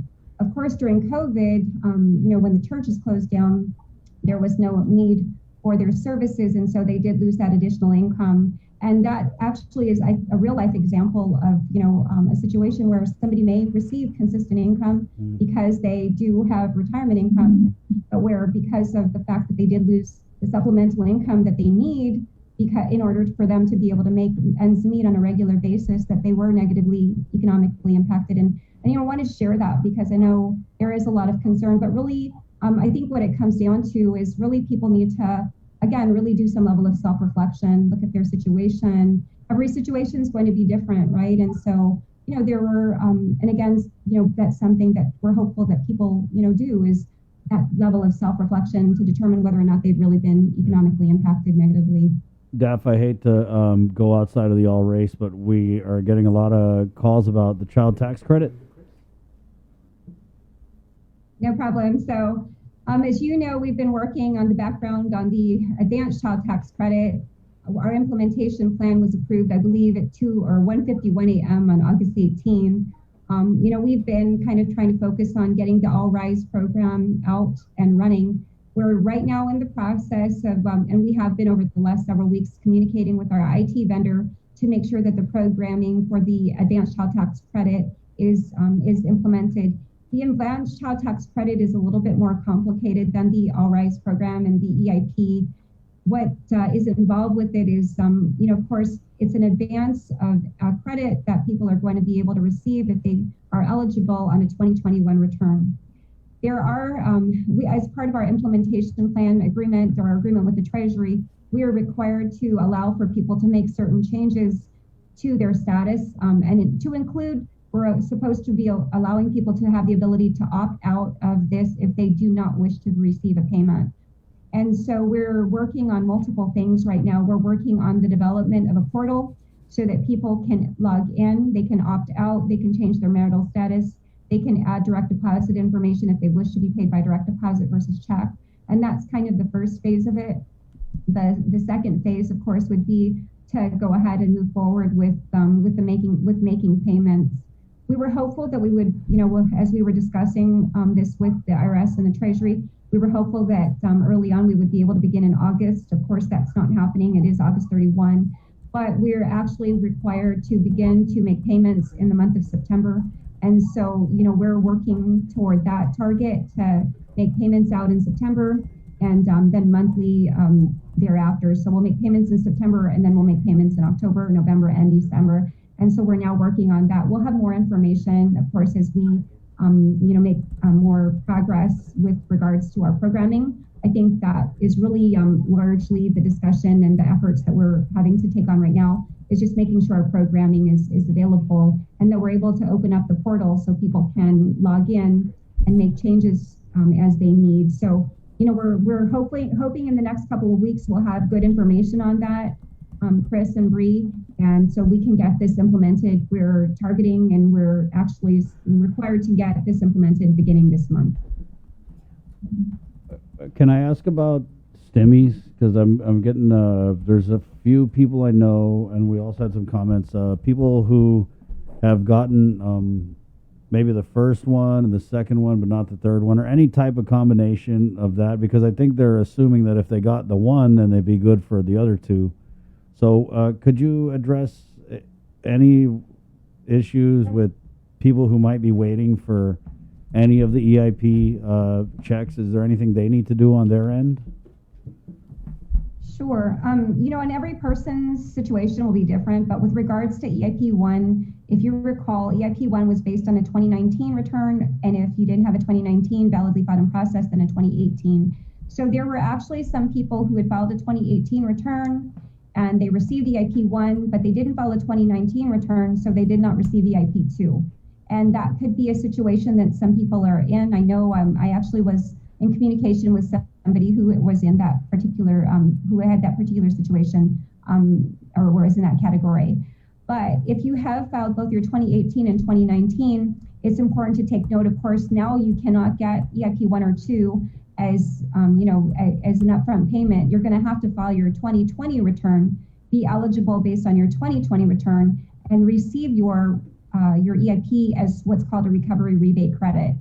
And, Chris and Bree, I just want to share, there are actually people who have filed a return and qualify for the rebate recovery credit, didn't receive EIP, but did not fill out the rebate recovery credit worksheet. And so it's very important when you file your return, go see a tax preparer, make sure that you also ask your tax preparer about the rebate recovery credit so that you can receive it. But if you haven't received EIP 1 or 2, again, you're not going to be able to receive it as an upfront payment anymore, but you're going to be able to receive it as a rebate recovery credit on your 2020 return, as long as you qualify. So just make sure that, again, if you haven't received it, that you file your 2020 return, that you properly fill out the rebate recovery credit worksheet on your return, and then that way you can receive it. For EIP3, we're still paying those out, and we have until December 31, 2021 to pay out EIP3. For people who have already received EIP3, again, EIP3 was based on a 2020 return, and if you didn't have a validly filed and processed 2020 return, we were allowed to go back and pay based on a 2019 return. But so if you haven't filed your 2020 return yet, if it's not in our system yet, then perhaps that's the reason why that you haven't received EIP3. You can always go ahead and get online and check the status. We do have a portal where you can check the status of your EIP payments, and you can look at that. I highly recommend that for people who may have gotten EIP 1 but didn't get EIP 2, that they go ahead and check that. We did run into some challenges, I know, at some point, and hopefully these are all resolved now, but we did run into some challenges with people who qualified, who we cut payment or checks for, and those checks were mailed out to them, but for some reason they hadn't received those. So, go ahead and log on to our portal, check the status, but again, also, pull up your tax returns, check to see if you've actually filed your 2019 and 2020 returns, because that's a good indicator, and that is, kind of where we start when we try to determine why somebody has not been paid an EIP payment. All right. Thanks, Daphne. Before we let you go, can you please give out a message to all of the tributes who are going to be out for the All Rise tomorrow? Well, you know what? Again, I want to thank all of our mayor's offices. They've been so hugely helpful. Angel Sablon, who's the executive director of the Mayor's Council, Mayor Jesse Alec, but all of our mayors who have been so hugely helpful. I think the Sinahunter Mayor's Office, if you go there, they have an All Rise little center that they've set up. So thank you to all of our mayors. Thank you to DISID. Thank you to our Guam Public Libraries. Thank you to GPD. And to, of course, the front office, because they've been assisting with this. I know, again, it's we're very excited to get the payments out. But thank you also, Chris and Bree, and to KUAM for always getting the message out and for getting us in this morning so that we can get the information. And, to the viewers of KUAM, Chris and Bree, they do communicate with me regularly if there are questions that you guys pose. So if you have any questions, concerns, if you need to, get a comment in, please let them know, and they relay those to me, and we do our best to help our people. Again, we're going to do our best to get payments out to our people as quickly as possible on this program and make sure it runs as smoothly as possible. And we thank our people for their continued patience, and we're going to get these out. So thanks again, Bree. Thanks again, Chris, and have a great day. Good luck, Stephanie. Daph. Godspeed. Good luck to you and your staff tomorrow. Right on. There you go. 905. Let's go to the phones here. 637-0094. That's our number. Ma'am, did you have a question? Yes, I had a question. I filed our 2020 tax, and we had to do the amendment. We received our own check, but when we went back to the tax filer, they told us that we didn't have to file the amendment. Are you talking about the recovery rebate credit? Yes. Yeah. The one from the poor.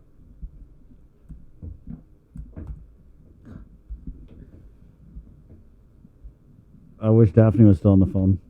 But there's an amendment, right? You have to file. Yeah, you have to file that, ma'am. Well, I went back to my tax preparer, and they told me and my son that we don't need to file it.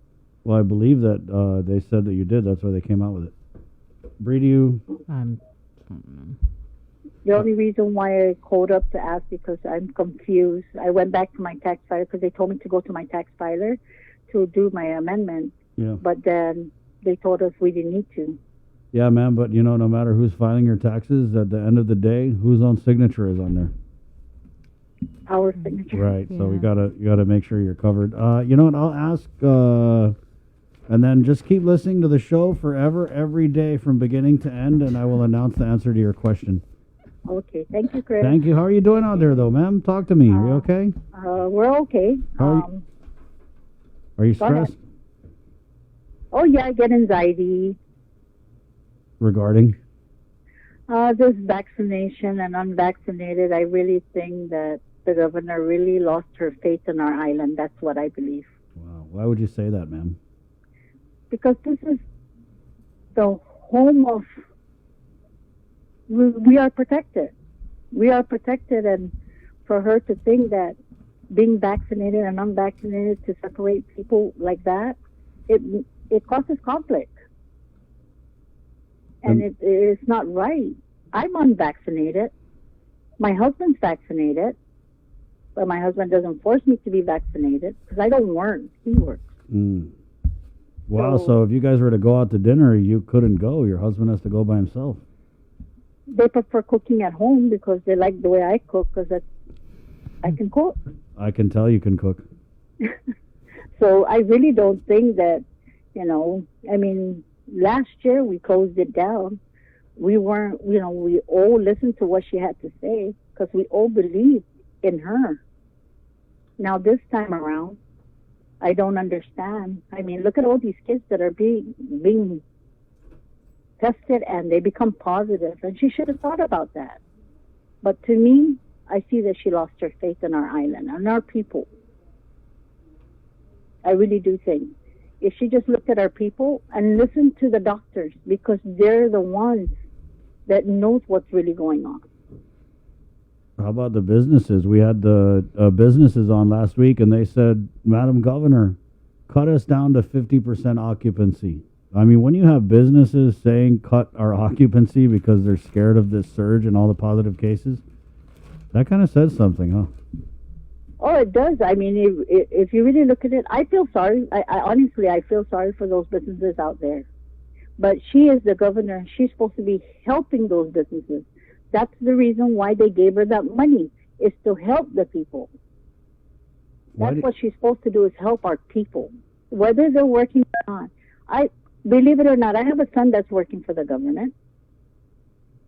But I express my feelings and saying, hey, other people are out there under the private sector that are struggling out there trying to find jobs. If they didn't close that thing down, if they didn't close it last year, it won't be like this.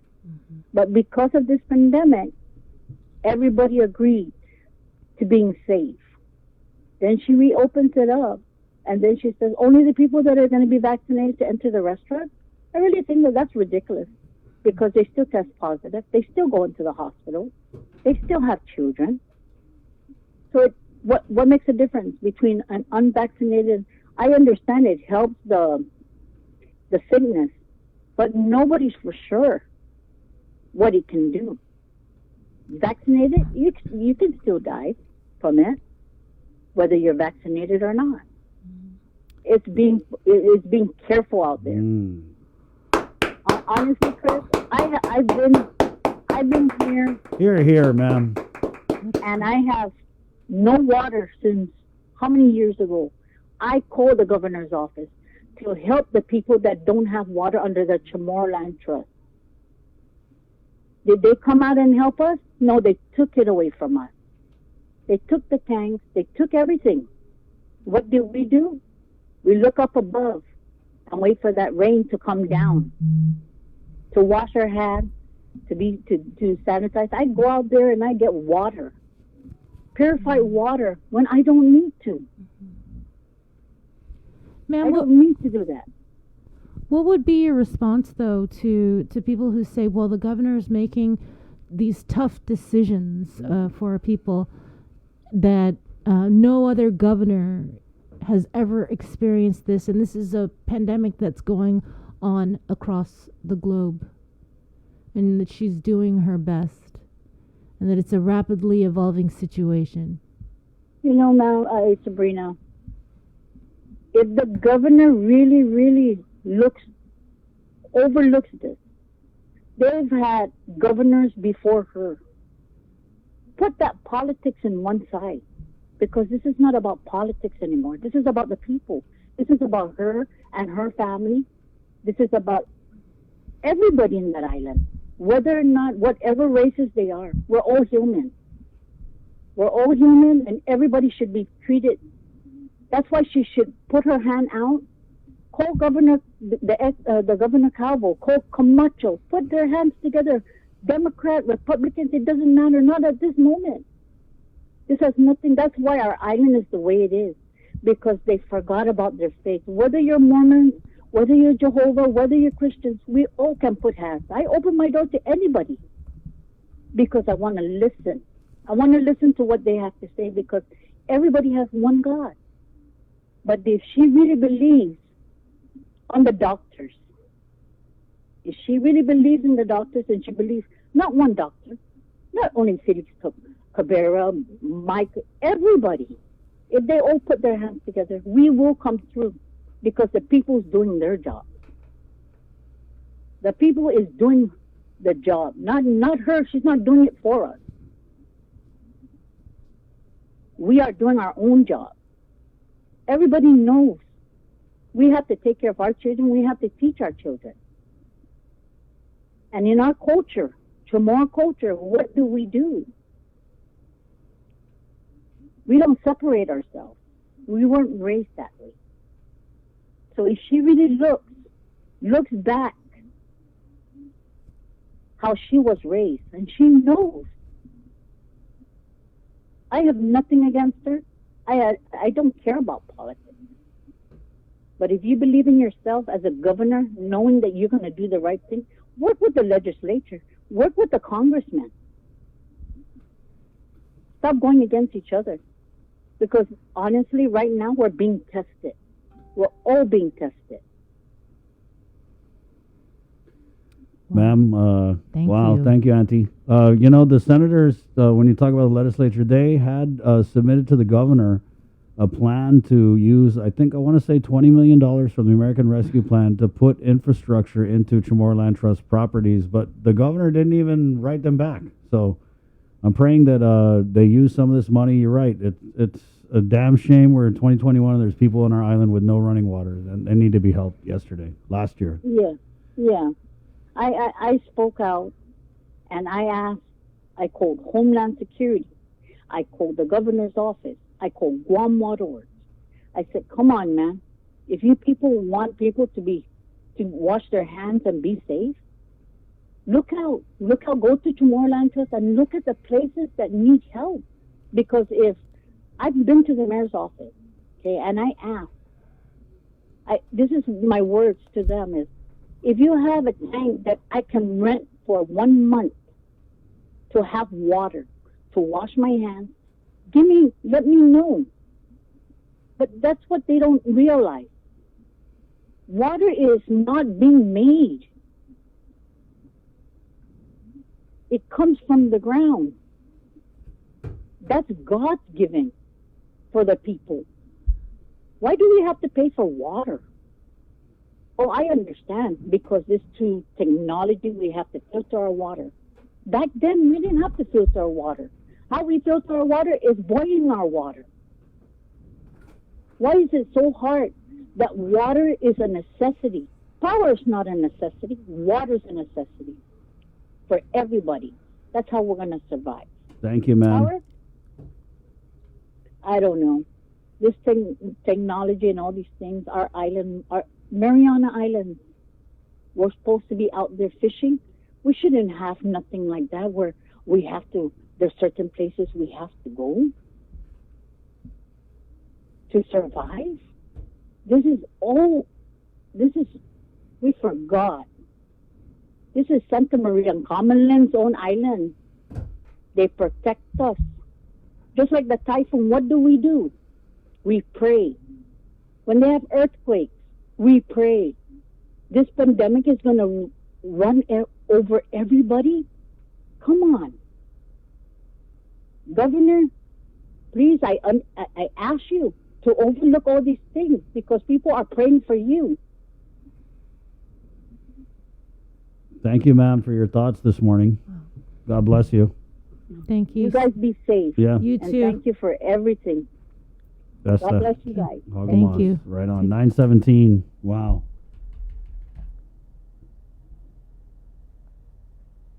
I'm speechless. Yeah. We're going to take a break. We're coming back. We talk about this pandemic affecting and impacting people. We're going to go in with some of our local nonprofits to talk about the way forward. PUA ending. What's it looking like? It's Tuesday, August 31st.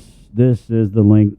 Good morning. Make it through the week. KUAM TV has been on the air for 65 years. 65 years of growing, changing, and adapting to the needs of our local community. 65 years of making you smile, laugh, and cheer, and being there for you in times of tears and heartbreak, and learning to heal together. We've kept you on the edge of your seats, been a trusted source for you to turn to, weathered many storms together, and celebrated life's big moments. And now at 65, we celebrate all the firsts we brought you over the years, and all the firsts that lie ahead as our world changes. KUAM TV, celebrating 65 years of firsts on Guam.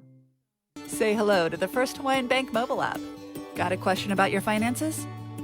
You've come to the right place.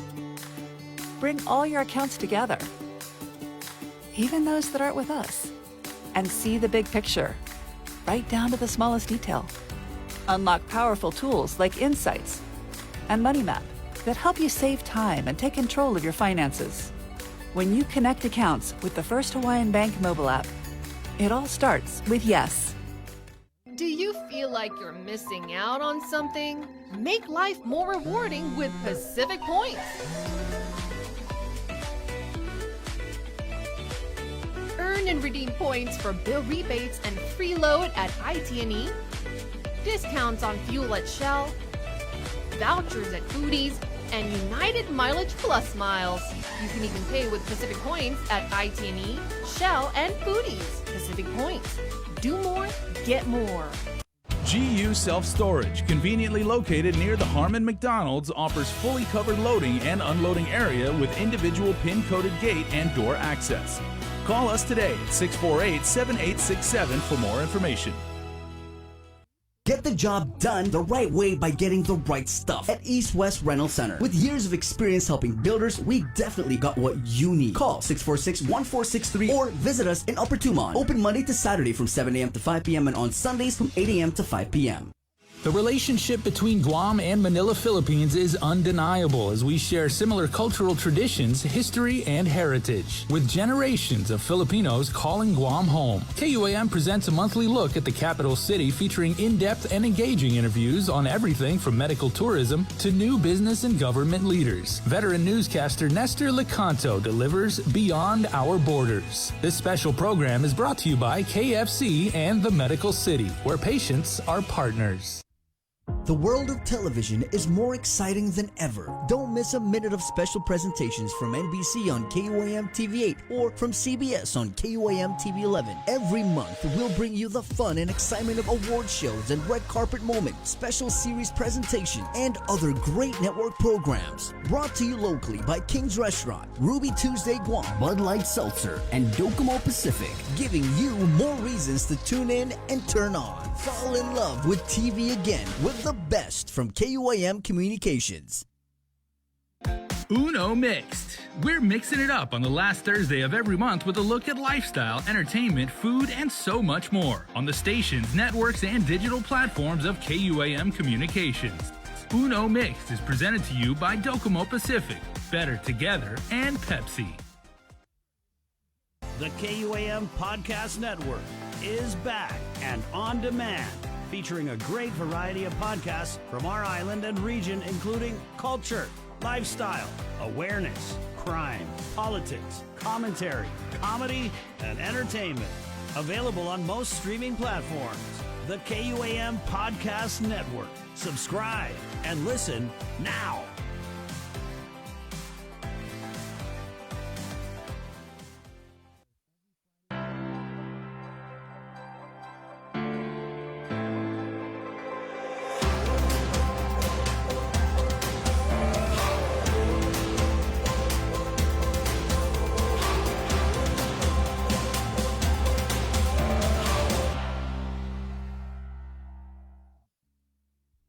KUAM's multi-platform morning show, The Link, just got a little more delicious with Feed Me Fridays. Chris, Sabrina, Jason, and the rest of the morning crew will take some time off each Friday to talk, taste, and tempt you with all the latest and greatest food and drinks on Guam. Old faves, new hits, and everything else we can put in our bellies. It's Feed Me Fridays on The Link, brought to you by King's Restaurants, Ruby Tuesday Guam, and Devondale. Catch SportsLink on the KUAM News Morning Show, The Link, every Friday to hear about the latest in sports news, game schedules, athlete profiles, and more. SportsLink, brought to you each week by Pure Alkaline Water and Mariana's Irrigation and Landscape, airs every Friday across the multimedia platforms of KUAM. Tune into the broadcast on Breeze 93.9 FM on KUAM TV 11, live streaming through the KUAM News Facebook page, or view highlights on YouTube, KUAM News Facebook, and Instagram. SportsLink is hosted by Dave Delgado through KUAM Sports, and he will make sure that everyone knows what is happening on the fields, in the gyms, and everywhere in between. 37-0094, Breeze 93.9 FM.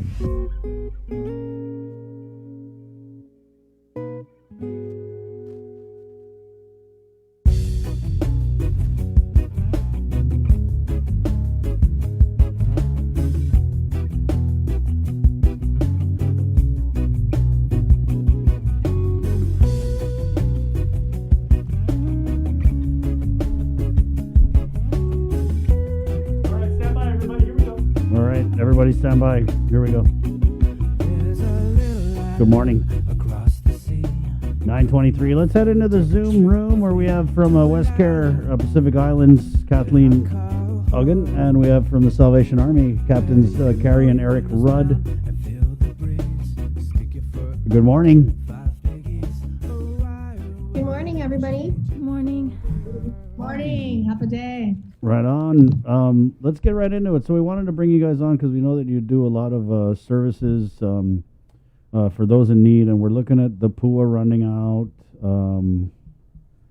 I mean, obviously with this lockdown, there's just this cancellation of classes, parents looking for childcare. It just kind of really seems like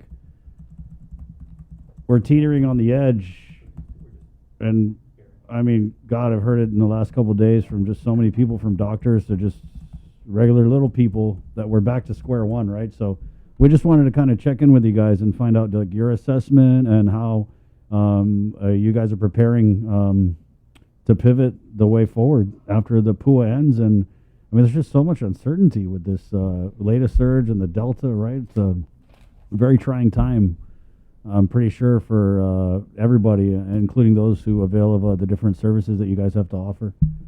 So we'll go ahead and start with you, Kathleen. Good morning. Kathleen's from West Care Pacific Islands. Good morning, everyone. So at West Care, we're just, we're always prepared for our community, but at the end of the pandemic, unemployment assistance will definitely have a significant impact, most especially in the housing stability of our families. With the financial assistance that's coming in and it's going to be ending soon, it's going to affect their ability to maintain just their basic needs to provide the roof over their heads. And this is going to, we're going to anticipate a growing need for housing support. At West Care, we do have SSVF, or the Supportive Services for Veteran Families. And as the name suggests, it's for our veteran and their families to be assisted. And so we're just going to be there to be able to assist. We do have federal funds through that program, but we're also going to anticipate some counseling support that's gonna rise from this. They're gonna need that because of the increased household stress, and it might trigger some relapse for some of our families or for some of our residents.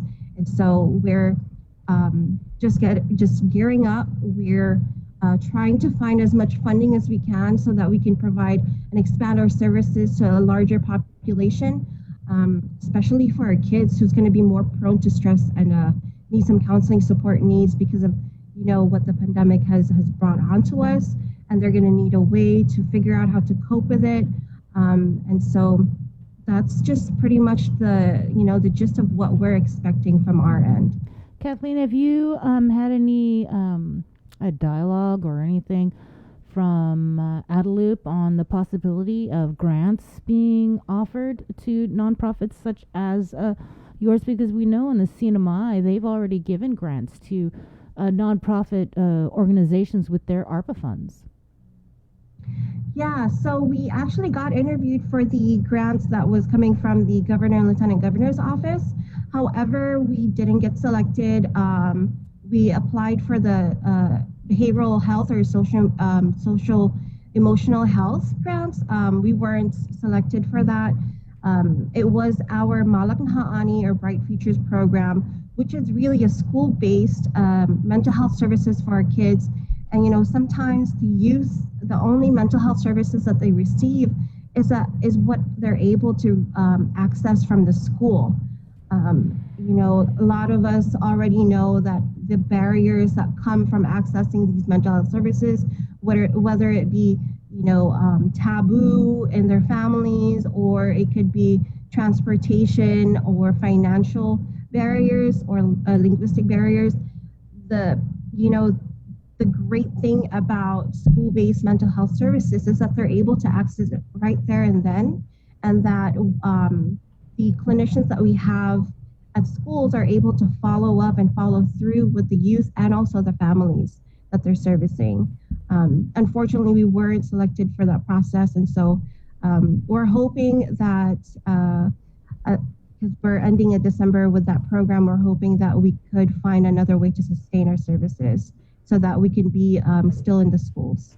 I'd like to ask the same question of the Salvation Army captains, Carrie and Eric Rudd. The dialogue with Adelup, did you guys receive a grant? Did you apply for one? No, we don't. We still are just relying on our own internal funding right now. We haven't had that opportunity yet. The ARP funds were given to Gov Guam through DOA. We've not received anything. Apparently that's to be determined by DOA. But we are staying open. We're essential workers, and so our Family Services Center, rapid rehousing, utility assistance, we're doing it by appointment only because we want to remain safe. So we're doing one client at a time through a plexiglass window. We're not taking walk-ins the way that we usually do because we just don't want so many people gathering together. But but Family Services Center is open, as is our food pantry. If you need food help, if you need food help, we're still open, and we're out taking food around to folks who can't get into our office. Right. So those that are disabled, those that are elderly, and those that are afflicted with COVID and that cannot leave, we're making deliveries. It's just a matter of making a phone call and letting us know your address, and we'll get out there to help you. Our church has been suspended because most of our congregation is actually unvaccinated. So we're not allowed to meet. We have 3 NA meetings, Narcotics Anonymous meetings at our Horton Torres location. Those have all switched to Zoom, but we're just taking all the needed precautions to ensure the safety and health of both employees as well as our clients. Our employees are, for the most part, with the exception of one, are all vaccinated. And then our thrift store is actually moving this next month to Chelan San Antonio location. We are expanding our footprint from 4,300 square feet to 10,000 square feet. Go ahead. Well, because we come up here this next year, we'll be on island 30 years. And headquarters says you have to be self-sufficient now. And as our friends and other nonprofits know, it's very difficult to maintain services when you don't have any money. So we're going to try to bring in a little bit more money from the thrift store, because there's not enough to go around. There's so many people in need and so many worthy causes that we need to share that money with. So we're going to do what we can to supplement so we can continue our services to the most needy on island. We did have a comment in here. How can we deliver cargo shorts to Salvation Army? This is for large and fluffy people. Thank you. I have 5 to 6 brand new cargo shorts. Tried calling, but no one answers the phone to have an appointment to drop off. Okay, so we are taking donations at the thrift store Tuesday and Thursday from 10 a.m. to 12 p.m. And the reason that it is such a short amount of time, or a minimum amount of time, is because we have to actually let the product, the donations sit for a while before we can actually handle them. Actually, but there's a whole different donation time for fluffy people. You have your own window. It's Fluffy Fridays. Yeah. Fluffy Fridays. Love it. Yes. Very good. What are the needs of the people? Like, I guess Kathleen will ask, when you talk about counseling services, right? I mean, not just for adults, but also for the youth, because of the impact of the pandemic. Are you kind of hearing more? Because like on a personal level, I feel like I just wasn't mentally ready to go back into this place where we're in a crazy surge, where schools are closing, where there's just so much uncertainty with the hospitalizations, with the community being divided over this whole vaccinated, unvaccinated thing. Man, it's just like a lot again. So what are you hearing?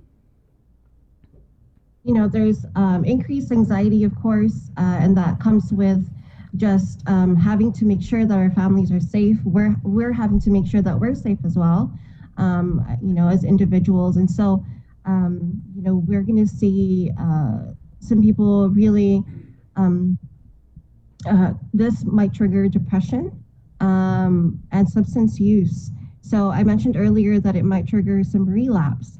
And so, you know, with our counseling uplift services here at WestCare, we're just seeing that a little bit more. We do have a partnership with the USPO, or the Youth Probation Office, but we also have GITA, a GITA grant that allowed us to provide services, counseling services for those that are not insured or underinsured.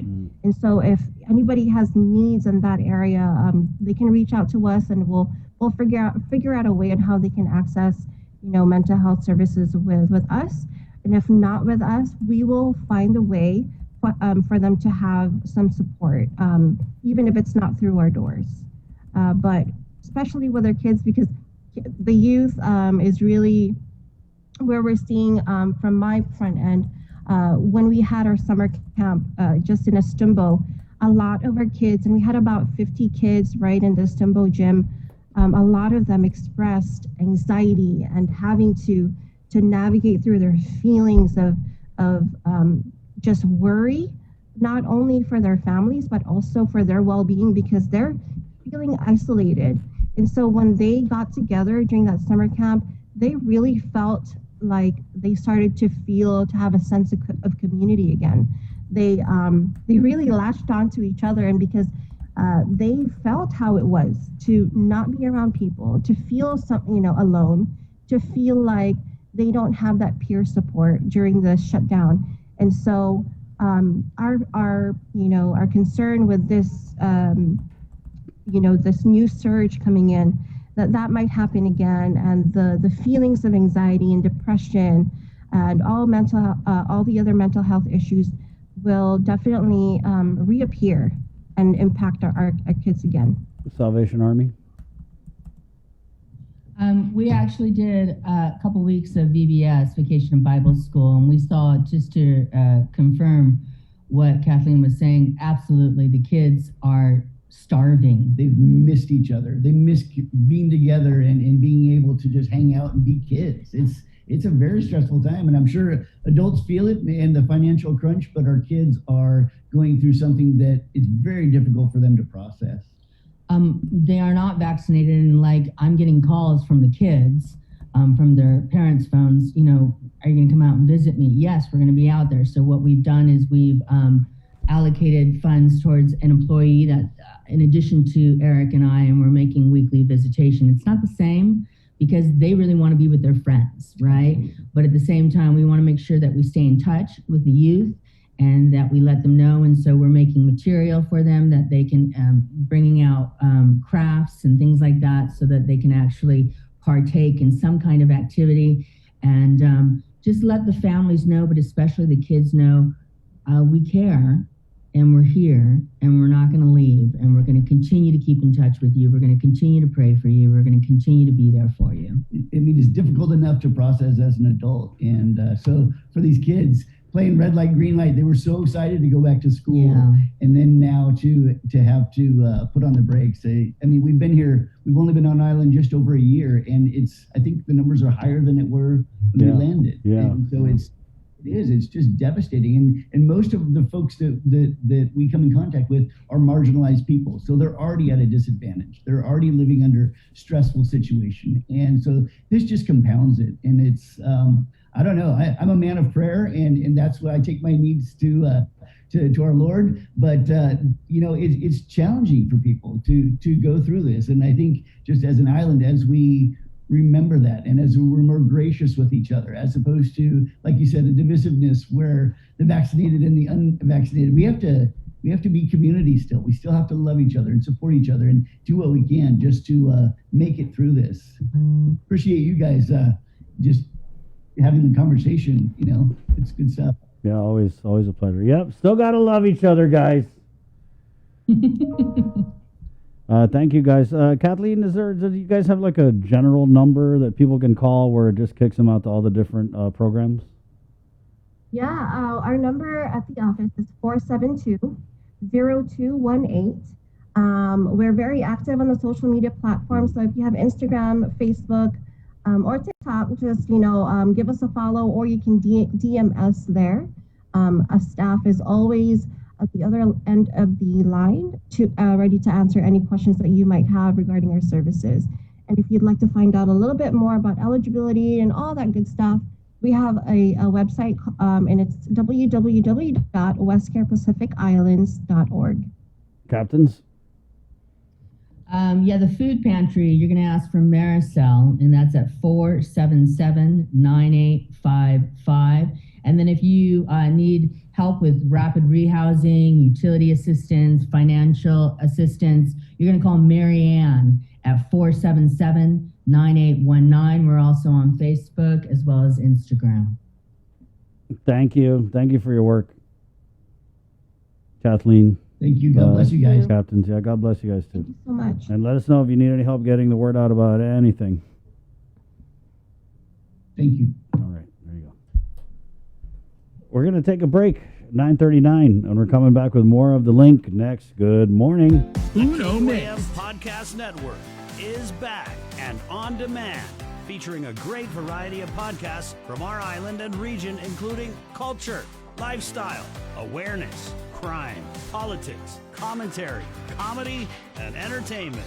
Available on most streaming platforms.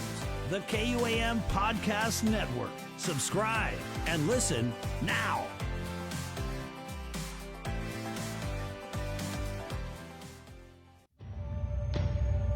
Listen, watch, and learn from the daily Chamorro news updates from KUAM News. Catch them on The Link during the 8 o'clock hour, streaming online on Isla Radio, or on the KUAM News YouTube channel for your convenience. Tune in and stay informed, all while preserving our precious culture through the daily use of our native Chamorro language. Chamorro news updates are brought to you by your familia at First Hawaiian Bank. KUAM Communications continues our perpetuation of our Chamorro culture, language, and heritage, with features available to our listening and viewing audience, including streaming of Chamorro music 24 hours per day on Isla Digital Radio on KUAM.com and the KUAM News app. Chamorro News Update, weekdays on The Link and the KUAM News YouTube channel. Conversations about life in our Chamorro language podcast, Cuentos Tapaku, with Kin Conception. Seasonal specials, shows, and other features highlighting the beauty of our language, culture, and history. It's a new era of our continued commitment to our Chamorro heritage. Isla, watch, listen, stream. Viva Isla! Looking for TV schedules, upcoming sports, or special presentations, or what you may have missed over the busy week you had? Well, look no further than KUAM Digital Digest. This weekly email newsletter puts all kinds of information in the hands of subscribers each and every week. Just subscribe and we will make sure you keep up with your favorites and stay informed and entertained throughout it all. Go to KUAM.com, click on the newsletter tab, give us your email address, and you are all set. Brought to you in digital partnership with King's Restaurant and Ruby Tuesday Guam. It's the KUAM Digital Digest, your weekly guide to the latest information and best entertainment on the stations and platforms of KUAM.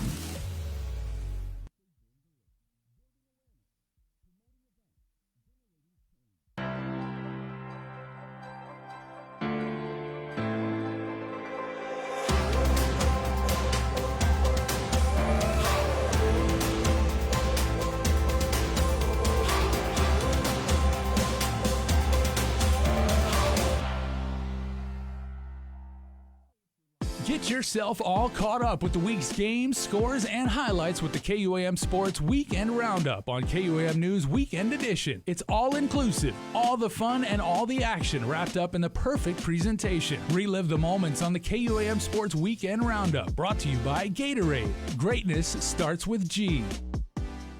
Do you feel like you're missing out on something? Make life more rewarding with Pacific Points.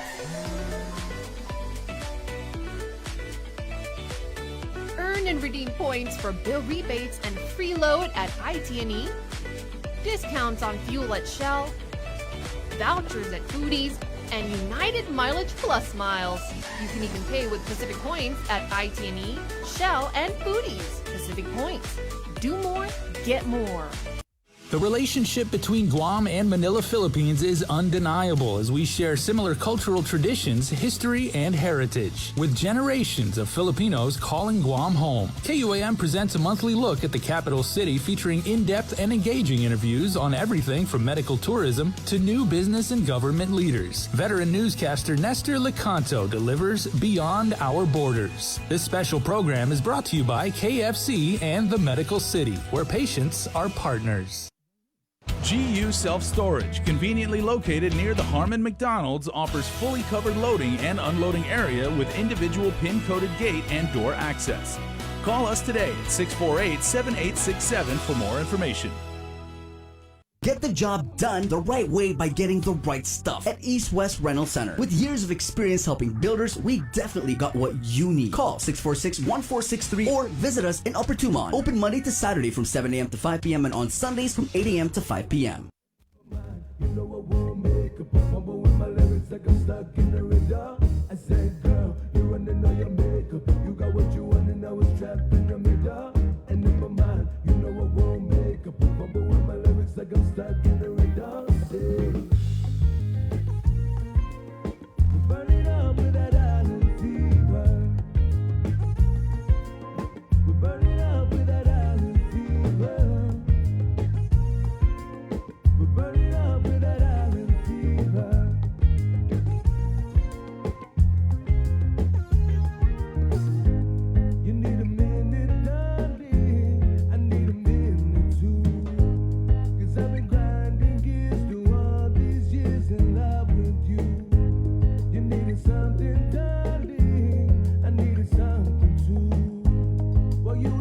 Starting 9:45.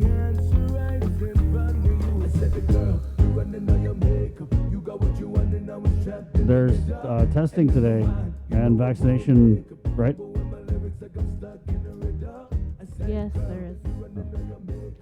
Testing, it's still at the old carnival grounds in Teedzon. They're offering the antigen tests, so be prepared to wait in line there. Yeah. I'm checking the hours. It's 8 to noon. Is it? You have a copy of it? I do, yeah. It's 8 to noon or while supplies last. They're doing rapid antigen results on site. No symptoms required to test. Limit to 4 patients per vehicle. Bring a valid photo ID. And they don't do testing for travel. Okay? You got to get that at the clinic. Also, if you want to get vaccinated, you can get vaccinated at the Micronesia Mall, 11 a.m. to 6 p.m., or the Public Health Southern Region Community Health Center in Inarahan. That is from 9 a.m. to 12 noon. Right, and they're going to be given the Pfizer dose 1 and 2, Moderna dose 1 and 2, or you get the one-shot J&J, 12 years and older. And again, please bring a valid photo ID. Also, just wanted to extend our condolences to family, to friends, to former PXC fighter Kyle Boom Regis. We heard that he passed away in a Las Vegas hospital. He was in ICU. I believe there were issues with a surgery that he had, and there may have been some sort of an infection. Yeah. But I know that Dave Delgado, he is working on that. And, you know, Kyle, he was a really talented fighter. I remember seeing him when he was a little kid. Even when he was a little kid. When he was a little kid, he used to roll around with Brub and all those guys. And he was like he was like 12 or something. So I've been remember seeing him ever since then. I do too. I remember him. So, yeah. Always real respectful, you know, in the cage. Definitely a fan favorite. I mean, people came out to see him fight. And real, you know, humble. And fighting, there's a lot of theatrics, right? And you got to come with the, you know, the A game. But he was always really respectful, really humble. And you're right. What a talented fighter, man. This guy, I really felt like just had the whole package in his toolbox. I mean, from the ground game to... Yeah. We're just waiting for him, I think, for me at least, waiting for him to be called up into to the UFC. Yes. He had been training a lot with Trevin Jones. You can see, if you follow Trevin on Instagram, he was one of his training partners. Yeah. So. Yeah, our condolences. It's such a tragedy. It's 9:48. Guys, tomorrow is Whopper Wednesday. It's back for the month of September because Virgo season. So all you got to do is go to the drive-thru and say, I love, love, love the Whopper. And just like that, you are going to get another Whopper with the purchase of a Whopper. Thank you so much to our friends at Burger King. And also Docomo Pacific for proudly presenting Cover Me this morning. Good morning.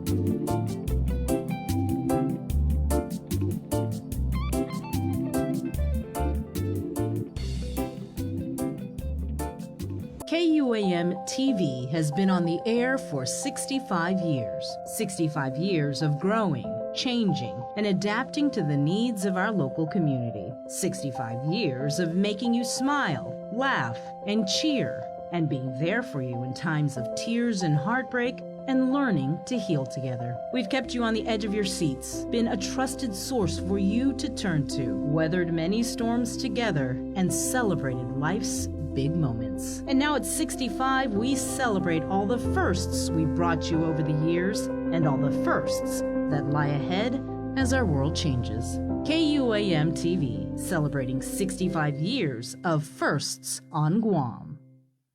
This season, KUAM Communications is ready to go with more games, more championships, and more sports specials guaranteed to bring out the fan in you. Don't miss a minute of gameplay from NBC on KUAM TV8 or from CBS on KUAM TV11. We're bringing you all the action and excitement brought to you locally by Michelob Ultra, the superior light beer, Mariana's Irrigation and Landscape, and Docomo Pacific.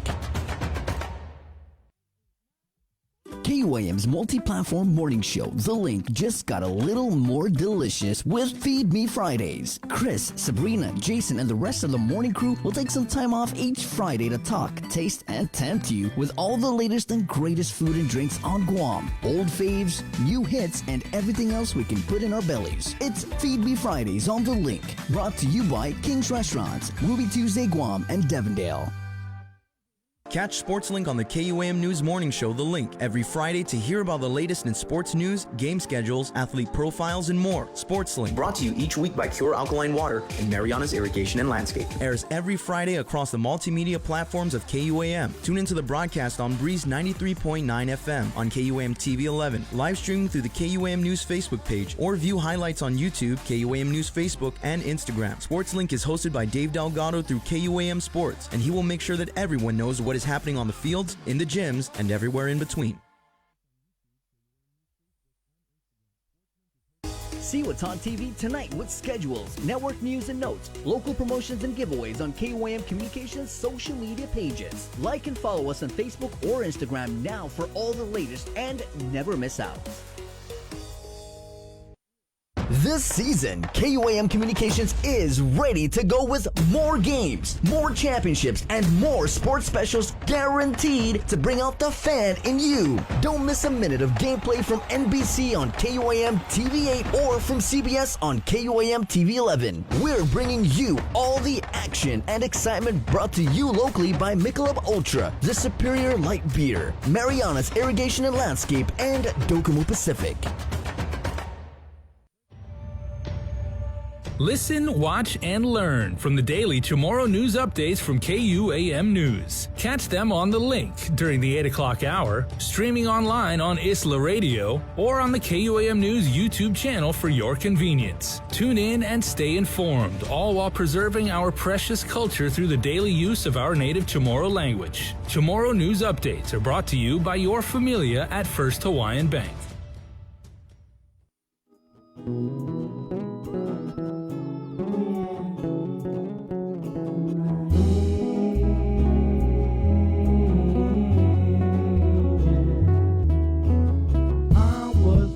Down the street one day, I see this fine Jamarita just walking my way.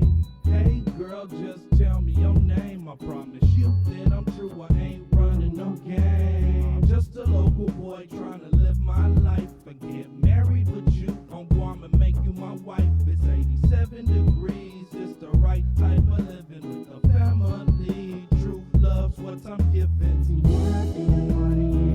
I've been waiting for someone like you. I wish it could be you, my darling angel, yeah. Oh yeah, my darling angel, yeah. I've been waiting for someone like you. I wish it could be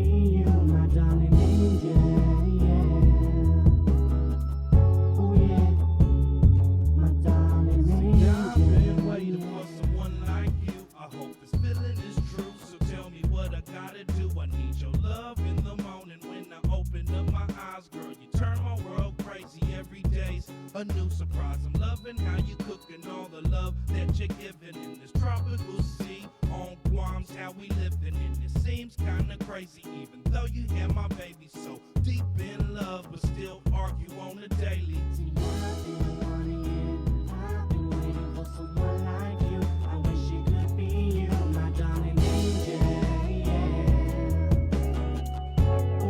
Hey, morning. Good stuff. Mr. Keefe, remember this guy? Yeah, I do. I think he's staying in, I haven't heard from him in a while. Hope he's okay. He was staying out in Sacramento. But I remember one time I was at the mall. I was hosting something at the mall, and this guy came up to me and he was like, hey, I like to rap in Chamorro. And he's like, yeah. Then he started rapping. And I was like, wow, cool, man. Let me know if you ever get a song. And then it was like a few months later, he popped up here at the station. He's like, hey, I got some songs. Yep, good stuff. I'm a huge fan of local music. That's all we play around here. That's all we play around here is the local music. 9:57. It's Tuesday, August 31st. Good morning, guys.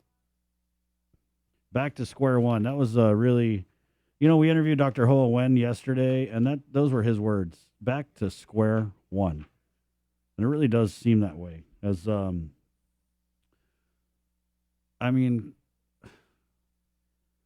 it's just so frustrating because I felt like our government was AWOL for the first 4 weeks of this surge. Am I right? First 3 weeks, yeah, they didn't really do anything, and they allowed this high number of positives to keep happening. And now here we are dealing with these measures that a lot of people feel are not adequate to stem the flow and the transmission of the virus, right? And so we had 114 positive tests returned, reported by the JIC last night. That's out of, it was out of a few tests. The CAR score, 39.3, right? Someone sent me a graphic from November of last year. Was the last time that the CAR score was this high. I think it was 39.3. And this, let me pop this up, guys. It was November 13, 2020. 74 positive tests, 78 people in the hospital, 18 in the ICU. CAR score was 39.3. This is back in November. And we're looking at the same thing now here in August of this year. But the difference, we have half the hospitalizations. Right. But what Dr. Ho was talking about yesterday in terms of back to square one is he feels that we're way behind. Right. He keeps raising these issues with public health and the contact tracing. And, we get Chima on, they get mad about it. But we're just hearing it from so many different people that they're not getting called back when they get tested, or they're exposed to a positive, or they're not getting called. And so, if you really think about it, like if we don't have enough people to just go out and inspect the restaurants, then what makes you think we have enough people to do the contact tracing? Really, right? And so that's kind of the issue, is that we're so deep in 4 weeks of positive cases that, really to course correct from here, it's going to take some restriction of movement. And these latest protocols where it's 100% capacity, and then you can only dine in if you're vaccinated or if you've had one of the shots. Someone on my Twitter had put something like, I thought it was pretty interesting, was they had put something like, here you go. As time goes on, the vaccinated will overtake unvaccinated in the hospital. I don't think that's accurate. It's only a matter of time. Meanwhile, the governor doesn't bother with lowering occupancy rates at bars and restaurants because she's applying the carrot and stick to get unattainable vaccination rates. Right? Yeah, and this with this vaccination, I get what the governor, she wants to get 110% of the population vaccinated. Right? She really does, and that's why they're holding the unvaccinated people hostage. They're putting you in this restriction of movement. You can't gather with anyone outside of your household. It's basically like they're putting a gun to your head. It's not that bad, but Yeah, they are. They're trying to force you to get vaccinated. But the thing is, it's like, even if we get 110%, Dr. Hoa says that 6 to 9 months after taking it, the efficacy wanes. And that's why we're looking at the third shot. So next month, meaning, like tomorrow, we're already supposed to see the effort for the third shot, the booster shot, so to speak, to roll out. So we're really going to be back at square one, right? And that's why I just feel like it's a lot to kind of process all this stuff, because we just did this. We just went through this last year. Now here we are again. What are the differences, though? The differences are, well, the big difference is $600 million. That's a huge difference. We didn't have $600 million last time. I was going through old videos because they're starting the grab and go. They're starting the grab and go up again on Tuesday. And I was going through videos of the grab and go from last year that I went out and I shot a bunch of footage. And man, guys, you think the lines were long for the testing? The line for people to get these grab and go meals last year? I mean, we're talking like 100 cars, 125 cars, right? People waiting hours just for some meals. And I feel like we're right back to that situation. The PUA is going to end. The minimum wage is going up. These businesses are going to say they can't afford to hire people at $9.25, right? Tourism.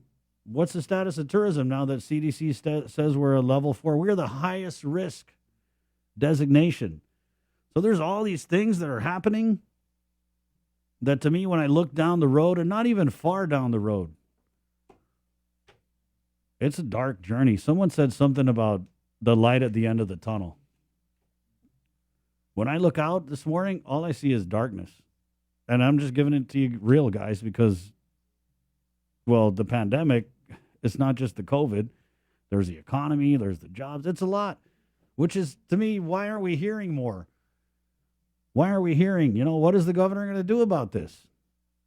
You close the schools to protect the kids, which totally agree. But then what are we going to do about these people who are trying to get child care, these people who aren't going to have a job? I mean, it's no secret. I think I know that the governor knows when the PUA ends.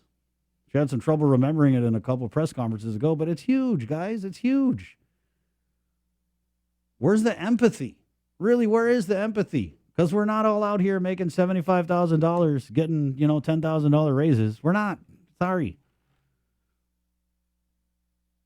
And so you just would think, we had that caller on today, and she was just on it. Really on it. And she's living with no running water in the Chamorro Land Trust. Yet she can call into the station and make more sense than some of the highest elected officials on our island. Oh, it's 10:03. KUAM TV. It's been great, guys. Thanks. Rant not over. Starts all over again tomorrow at 6 a.m. For Sabrina Salas Matanani. Yeah, Therese comments in here. Booster shots will only be available to patrons after 8 months of receiving their second vaccination shot. Yeah. Like me. I'm going to be up for a booster in November. Right? And so are a lot of other people. The Manamku are. And so if you think about what Dr. Hoa said, if the vaccine efficacy is waning, and it is, that's why we're seeing vaccinated hospitalizations, right? Who were the first people to take the vaccine? The Manamku. And, probably some of the cabinet members. But, yeah, they were the first ones to take it. So they're now entering this phase where they're not as protected as we want them to be. Anyway, guys, 10:05. KUAM TV, it's been great. Thank you so much. Facebook Live, you guys are awesome. Let's do it all again tomorrow. It's Wednesday. We're getting the Speaker of the Legislature. We're getting Hospital Administrator Lillian Posadas. So we put out the ask again to Superintendent John Fernandez to jump on tomorrow morning on the link. Brought to you by Pacific Points, Calvo Enterprises, IT&E, Jack in the Box. This has been another episode of The Link. My name's Chris. No matter what, guys, we got this. We the people got this, okay? So let's do it. To quote my friend Sean Gumatauto, stay home! restrict your own movement, okay? For the Link fam, Wahusi Chris, God bless Wahan Esta. Adios! First of a bouquet.